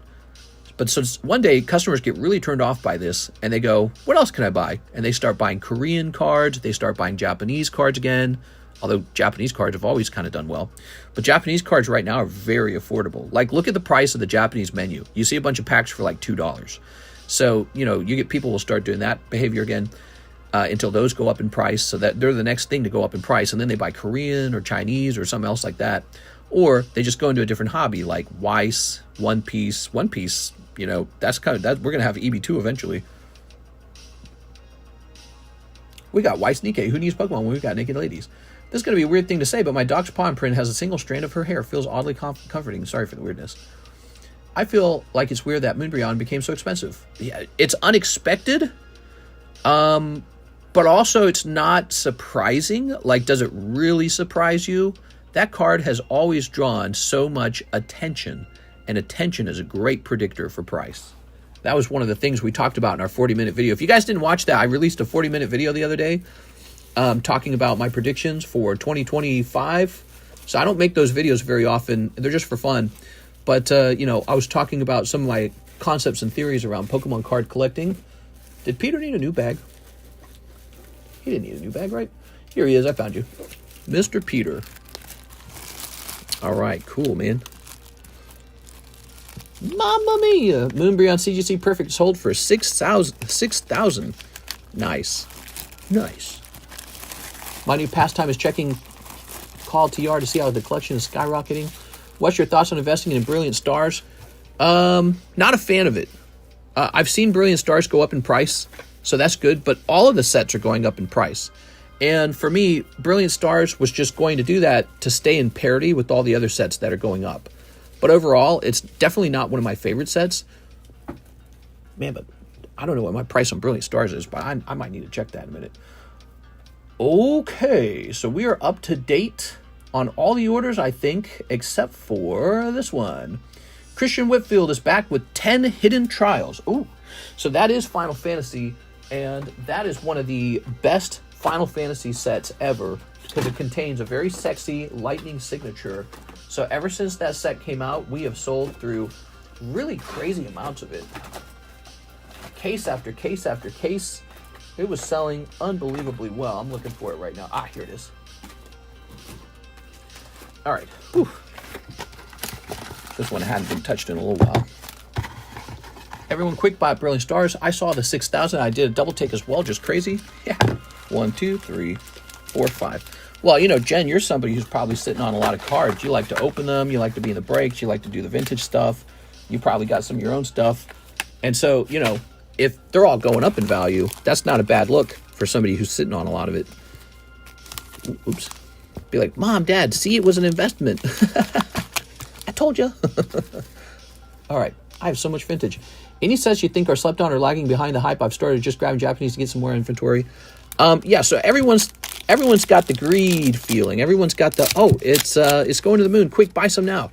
Everyone's got that feeling. And I got to tell you, in my opinion, the problem is you're too late.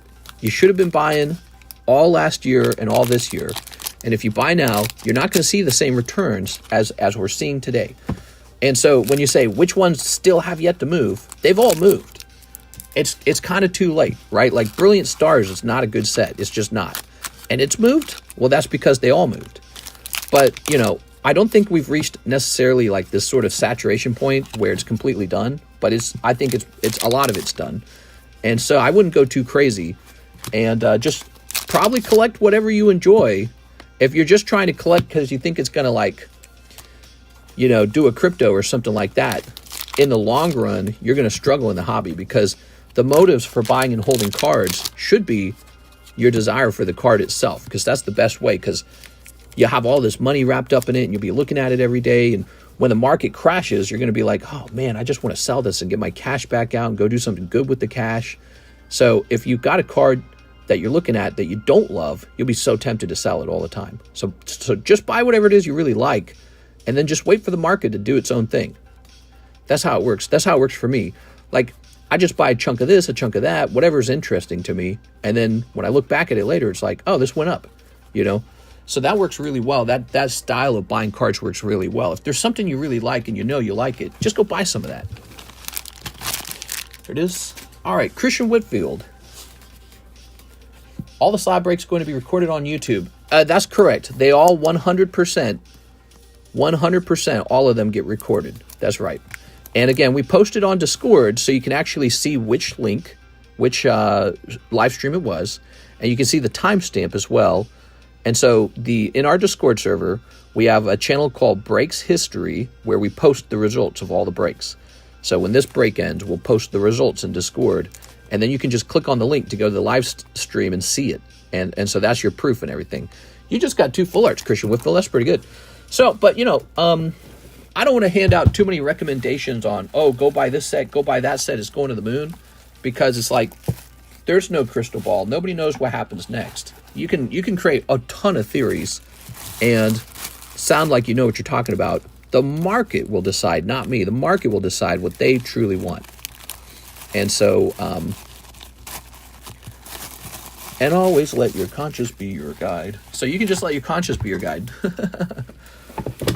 There you go. But one mistaken thinking is that buying Pokemon cards will make you rich. When you approach Pokemon cards that way, that's like the gambler addiction mindset. That is really a tricky way to view it, because when it does pour for you, you're going to get really mad.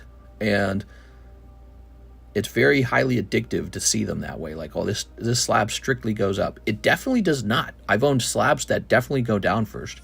Like, I remember, here's a great example, Mewtwo from Shining Legends. Bought him for $75. He skyrockets to like 600. He crashes back down to like 125, 150. Now he's like back up. So cards definitely just go up and down like any other collectible or any other, let's say, asset class. And so assuming that, you know, the card's price will go up tomorrow, and if you buy more, it'll go up tomorrow, and it'll only go up tomorrow, you'll be real disappointed. And the price of the cards are high right now. Could be a sign that they're about to dip. So, you know, my what I would say is more of a warning sign. I'd say, hey, if it's getting to that point where everyone's talking about it, it might be near the end now. You know, this quote-unquote bear market. Okay, Kobe Collects. Thanks for the opportunity on the Magikarp. I opened 5 cases of Paldea ETBs, and in 50 ETBs, didn't pull the fish or the Tyranitar. 2 spots in the fishing break. Hell yeah, dude. All right. Yeah, and for the fishy break, I didn't even really ask for much margin at all. I'm basically not making any money on it. I just thought it'd be cool to host. That won't always be the way I host these, though. Most of the time, I will just do a full margin on them. Here we are. All right. Just buy sealed. Yeah, I don't agree with that. I don't know why people say that kind of stuff. You've been lied to. If somebody says just buy sealed, just buy sealed, just buy sealed, they are lying to you. It's not that they're lying. They're just misinformed. They don't realize if the price of the slab doesn't move up, neither does the box. They have to go up together. If the box goes up, the slab goes up. If the slab goes up, the box goes up. If the box goes down, the slab goes down. If the slab goes down, the box goes down. They're connected. Anyone who thinks that everyone's excited to buy a booster box and put it in their closet of a set where the chase card underperforms, you're wrong. They're all looking at whatever set has an overperforming slab. So they look at Evolving Skies. Umbreon's going up. Well, I better go buy a box of Evolving Skies and put it in my closet. And what about a set where the card's going down? No one's lining up to buy that. So that's how it works, okay? They affect each other always. When the price of the box goes up, the price of the slab goes up. When the price of the slab goes up, the price of the box goes up. They're connected. They're always connected. You can buy slabs. You can buy raw cards and not grade them. You can even buy empty booster packs and empty booster boxes. Did you know those go up in price? How crazy is that? So you can buy empty vintage booster boxes and put them on a shelf somewhere, and 20 years from now, those will cost more. The empty booster boxes will, because they're used as decorations. And yeah, you could buy graded booster packs. So you can buy just all kinds of stuff, and they're all related to each other, right? Like if you buy 1,000 Magikarp Japanese ARs and just put them in a closet somewhere, one day those will be expensive. It's just how it is, because Magikarp looks great and people want it. All right, let's get this into the fishy. Here we are. Evolving Skies Umbreon rubbing his balls on the building while looking at the moon. Yeah, something like that. He's going directly to the moon. We are, all right. To the Moonbreon. Here's 15 and 16. Trust me, one day the FOMO wears out and the price gets too high. It's kind of like a pyramid scheme where the people at the very top made all the money and the people on the lowest bottom layer, their card can only go up a little bit at a time because it requires so much money to push the price up. So much money. And it would be so hard for everyone to liquidate. All right, so we are shipping Mr. Kobe Collects again as well. Mr. Kobe. I got Umbreon fatigue. Yeah, exactly. Stuff like that occurs as well. And then people go, you know what I really want to collect? Dragonite, Melodic, Tyranitar, Cubone. You know, these kind of like, you know, B popularity tier Pokemon. Those become more attractive. I want to collect Espeon. All right. We'll just put this here. Okay, we'll grab this. We'll put this here. That looks good. Let's grab your email, Mr. Kobe Collects. Mr. Black Kid had a question regarding his order of Final Fantasy Hidden Trials. Yes, let's take a quick look. He says, I think you missed 5 packs of Hidden Trials for me. 5 packs of Hidden Trials for me. All right. Can we start out by looking into... Oh, you ordered 10 of them, and I only opened 5. I'm a crazy person. You are so correct. I'm going to fix that for you, okay? Have no fear. We're going to fix that. My bad, dude. How did I do that? Okay, I've got this. And your package wasn't terribly expensive, so we're going to set it to that. Now we're going to hit print label, and it's going to update the address. Boop. All right, we're almost there, Mr. Kobe. It's all good. We got lost in the conversation. I do that a lot. I get lost in the conversation a lot, and I know it's bad. All right, there we go. But part of the reason why that happened is because we actually need to open a new box. We got to get a new box of Hidden Trials out. I saw the news, crazy snowstorm. Where I live, the snowstorm is just pure ice, and everything is still ice. Like the roads are still ice. They can't, it's like they're not even trying. It's too severe. So I've gotten no mail, no packages, nothing for a few days now. Return to box.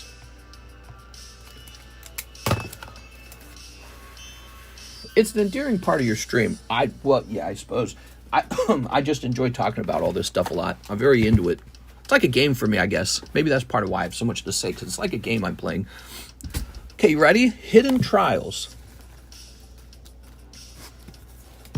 Do you have food? Are you trapped? We kind of were trapped. We ran out of water. I think I told you that. We ran out of water. And so what we did, we turned our car on for like 40 minutes and let it start to defrost it, and then we took chisels to it and chipped all the ice off, and took a long time to get it to that stage. And then we just drove hyper careful all the way off to Walmart. We were able to buy drinks and food, and it took like 2 hours. That's why the stream was late yesterday. I was so busy doing that. All right. Well, guys, we've had almost 2 hours for today's daytime stream. Does Final Fantasy TCG grow just like Pokemon over time? I think Pokemon tends to do better than other hobbies. 1, 2, 3, 4, 5. I think that if you're only buying cards because you're anticipating that they'll go up in price, you can do that. I just think people who do that do not generally win the investing game. Again, because it comes down to an emotional problem you have. One day you look at the stock market, or you look at crypto, or you look at gold, or you look at a card that you wish you had, and then you look at the one that you invested in that you don't love. You hate it, actually. You're not a big fan of it. You just think it looks okay. You don't love it, and it's not doing well. It's not going up in price. So you say, dang, I should sell that. And then you do. And you pay all these processing fees. You pay an eBay fee. You have to do all this work. You got to ship it. Shipping costs money. There's risk. Could be lost. Could be stolen during the shipping process. You're finally done. You got your cash back out. And now you're ready to go buy the thing that you actually love. And then all of a sudden, the thing that you sold jumps in price. You're like, damn it, I should have held it. I should have held it. Why did I sell at the bottom? So people make the same mistakes with collecting investing as they do in the stock market. You sell your Google stock because it crashed one day. And then you turn around and Google stock's like 3 times what it was when it crashed. And you're like, why didn't I just hold it? I should have just held it. I'm so stupid and impatient. So you make the same mistakes with Pokemon cards that you do in a stock market. And my trick I've discovered is just buy something where even if it was doing bad, you would still be tempted to keep it, right? And what you'll discover about your emotions is if you're only attached to the card on its ability to be a financial vehicle, you are definitely not enjoying the hobby at all. You're just enjoying making money. And you can do that. I just don't think that you're going to last as long as somebody who really enjoys the cards, you know? Here we are. Because it's so hard to win, especially with such a crowded area. Card collecting is, it's been like 6 years since 2019. Okay, this space is crowded now. There's all these people trying to do the same thing, playing the same game now. And the margins are tighter, and the competition is way fiercer, so much fiercer than it used to be. It's way harder. And so if you think you're just going to come in and do kind of like a half-assed job buying some cards you don't really love, and then one day they're just going to go to the moon, you're going to flip them around for tons of cash so that you can go, I don't know, like, I don't know what you would do with your money. Maybe you go buy like a fancy car or something. If you think it's going to work that way for you, you're so wrong. It's just not. It's really tough. And the people who I think are going to do very well are typically card addicts. Some people you can tell right away because they spend all their money on cards. So you can tell right away who's going to do well. The reason those guys do well is because they buy the cards and they just don't sell it because they don't feel like it. And then one day they 10 years go by and they look around and they go, oh my God, my collection's like triple what it used to be, or quadruple, or, you know, quintuple. Those guys will do well. But people who are just, they're kind of addicted to the idea of the cards becoming valuable, I think those guys struggle, because the moment the market crashes, they're going to freak out. They're going to be like, why didn't I just buy stocks? Which is fine. If you want to just invest, you could just buy stocks. The stock market's not a bad place to put your money. You realize that, right? The stock market is not a bad place to put your money. It's very truly passive. You don't have to buy or sell anything. No processing fees, no shipping, right? No big surprises, no giant sort of like let's say people just one day get bored of cards. No one's getting bored of Coca-Cola stock. Coca-Cola stock's already boring, but they buy it because people drink Coca-Cola like an addiction. So, you know, if you're just looking for something to invest in, just grab some stocks, man. You're going to be fine in the stock market. But when it comes to card investing, look for something that you truly like. You know, put a list together of your top 10 Pokemon that you love, and then just go buy those. Or, you know, top 10 sets that you love to open, and then just go buy some of that. That's a better strategy than trying to crystal ball the market and think that you're smart enough to just be like a stock picker, like you're some brilliant stock picker, but for Pokemon. It's too hard to predict. Who could have predicted the Magikarp? It was just really hard. No one saw it. That's why he was such a big flip, because no one saw it. He's this really cleverly drawn card, but he's an AR. Everyone thought that alternative art SIRs would be the hits, right? But he's just a simple AR. Except that there was this trick to him. He was in this giant loot pool, so the odds of pulling him were actually surprisingly low. He wasn't intended to be the chase card of the box. So it was like a surprise. And so when stuff like that happens, you just realize it's so volatile, it's so tricky, that it's better to just buy what you love, you know, because you're not going to get it all the time. And in the stock market, they have a saying like that too. In the stock market, you buy the whole stock market. You buy the S&P 500. You know, you buy an ETF stock where it's like a little sliver of all the good companies, because it's like you're just not going to do it. You're not going to pick out the winning stocks ever. If you're like genius level luck or something, you'll get it. But that's it. And so that's what I do. If you ask me what I do with my money, I go, do I like it or don't I like it? And then I just buy some. And that's a good way to do it, because if your instinct is that something's enjoyable to hold, very often a lot of people have the same feeling as you. And you get a sort of average return, because some of the stuff you buy won't do well. So you'll buy some stuff that does poorly, and then you get an average return. All right, let's see. Yeah. Great advice. My cooler slab I bought from AO to the moon, TCC sardines and olive oil. Just want to diversify at this point and build a position for long-term hold. Cool thing about Pokemon cards is it's a consumer product, so even if the stock market drops, Pokemon may be more resilient. They're very disconnected from each other. But it's not like Pokemon cards don't have variables in people's lives that cause them to liquidate. You know, like if healthcare keeps rising, people can't afford to have their cards. They got to sell for their healthcare. If the price of vehicles rise, imagine how expensive cards would be if healthcare was cheap, cars were cheap, and homes were cheap. Right? So we're in a bear market in the economy. Imagine if the economy was good, how expensive these cards would be. Like if you could afford all the necessities in life and you just had leftover cash to spend, could you even imagine it? And so that could tell you a thing or two as well. You can make a prediction from that. You could say, hey, when the cost of a house and a car and healthcare and education, when those things are cheap, the price of cards is going to jump even harder. And maybe right now this is the cheap price of the cards, right? Because it's just a number on a slab, and it's just a relative number relative to what people can afford and can't afford. So that number can get crazier over time, you know, as the country is more productive or less productive, or a disaster happened, or maybe no disaster happened, wars avoided, wars begin. It's just, you can't predict these things.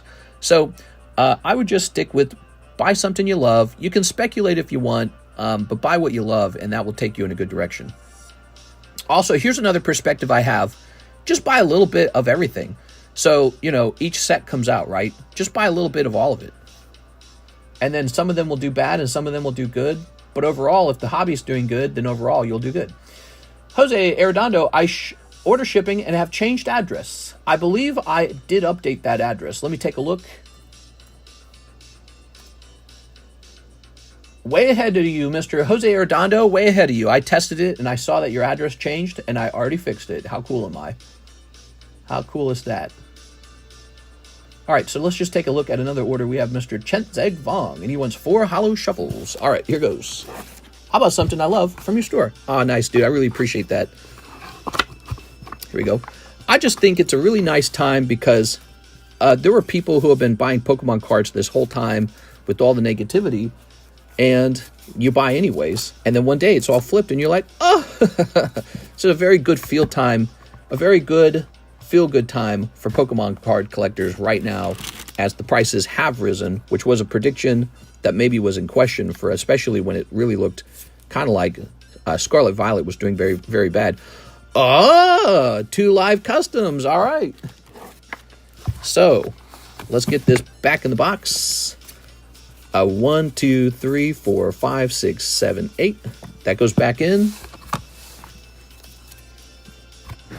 Yeah, there's this constant negativity, and it's nice to see that negativity look like it's flipped, because it's the same way with like stocks and gold and crypto. It's interesting the way the world works. When Bitcoin crashed because of, what was his name? His name was Sam Bankman-Fried or something. I can't remember his name. Bankman-Fried? What was his name? When he crashed the crypto market and Bitcoin went down to like 15,000, everyone thought this is it. Bitcoin was in a bubble and it's all over. Bitcoin's 100,000 now, so it wasn't in a bubble. It's just fear. We got 1. We got 2. Just 2. You get 2. 2 live customs. That's too cold. Live customs. I am sorry, Mr. Chentzeg Vong. No luck there. Unlucky. Maybe that would have been a big hit. Scam prison demand. Yeah. Sam Bankman-Fried. Was that it? Was his name Bankman-Fried?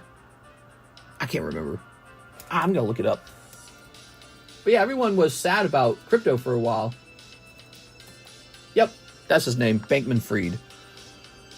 All right, we have Mr. Omar Faba, 5 Terra Festival packs, 1 Terra Festival box, and shipping. Damn, dude. Let's see if I have this. Here we go. It looks like we need a fresh box. Scam Prisoned Man.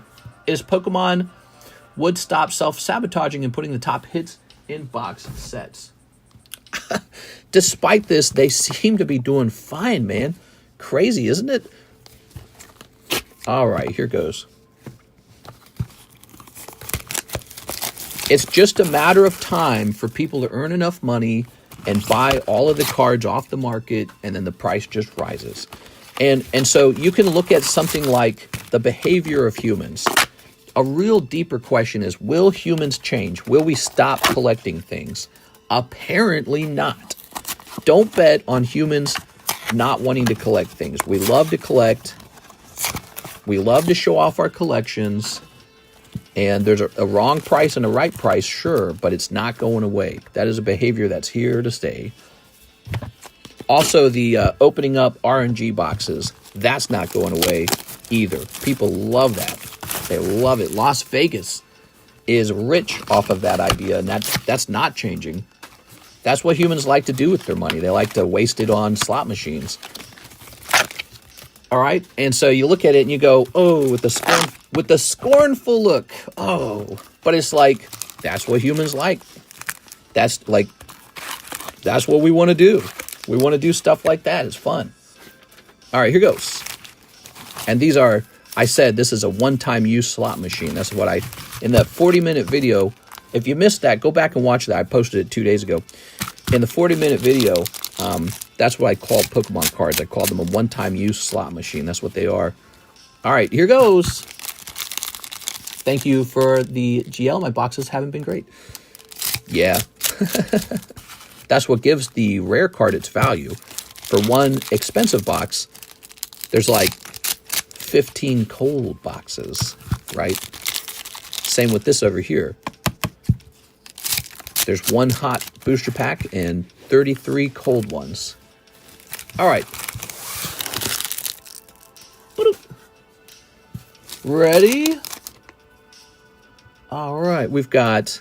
By the way, did you guys notice we just broke 94,000 subscribers? Oh, look at Duskull. Nice. Nice. Okay. I got my package and my felt hat Pikachu. Sweet! All right, nice, man. Felt hat Pikachu. Hey, forgot about him. Felt hat Pikachu. I just sent a couple of those off to PSA. I looked at them beforehand. Pretty sure those are all going to grade 9. Ooh, you got a Master Ball. Look at that Garchomp. All right. Garchomp. Not Garchomp. That's a Gibble? Gabite? It's Gabite. Okay, he turns into Garchomp.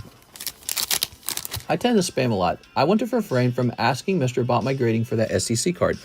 Oh, I got that ordered, okay? So I've paid for that. And so now it just has to actually make it over to Beckett. So right now it's a matter of shipping.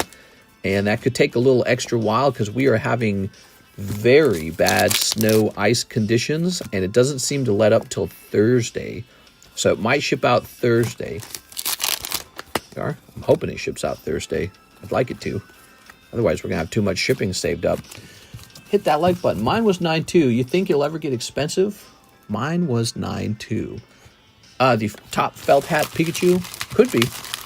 I think a lot of people have probably forgotten about that card for a little while. It is Pikachu, though. In the end of the day, it's Pikachu. All right, here's Espeon. The question is, how much do people like looking at it? Which I think is a big determining factor.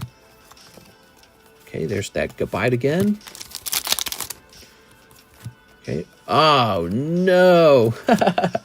That's not ideal. Another Ogerpon mask. One Master Ball, one Ogerpon mask. There you have it. Try again, Mr. Omar. Oh, no, I was just explaining that I was spam a lot about at you, Mr. Ogerpon, he is a tough pull. There's 3 of them in the set. All right. That's how these go. Okay. Terra Festival, man, it's so cool. Put this over here. It's got a stained history to the felt hat Pikachu. Okay, here's this. Let's be on. By the way, if you guys are just joining, we have a new box break. Roaring Skies box break suddenly jumped to 14 spots, $43 buy-in. My usual price on the menu is $50 for Roaring Skies, so this is $7 cheaper. I'd love to see that get opened. Okay, Omar with an O. With an O. You're up here. He also ordered a round of shipping. No problem, man. Ooh, you got a lot of cards in there, too. Holy cow, man. There's a gold Master Ball? Yeah. Man, I know this ain't gonna fit. Let's split this into 2 bags. There we go.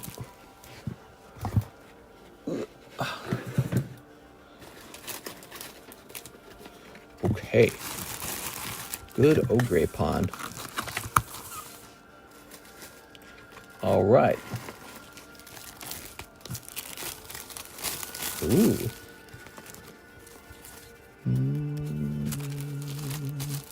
Hit that like button.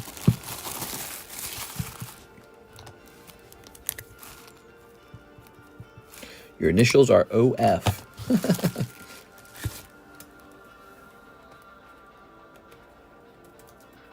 Well, that was a very, very busy daytime stream, you guys will notice. We were full from beginning to end, and I bet we go live tonight and we run out of orders. That happened last night. We ran out of orders in the nighttime stream. I just have a feeling it might happen again. I'm going to need a solid 30 more minutes. I'm at dinner. I want to enjoy my food watching pokers. The server said you're watching someone open cards. Yes. All right. Well, and we're talking about the card market. We're talking about Trump makes it sound like we're definitely just going to take Greenland. It's crazy, dude. So we got some real news to talk about. We don't always get strong news.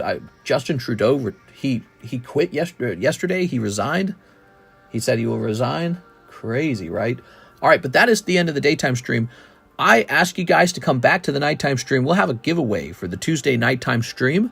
So be sure to show up for that. We had a $70 Nido King slab last time. I don't know what we'll have this time. I'll probably just pick something.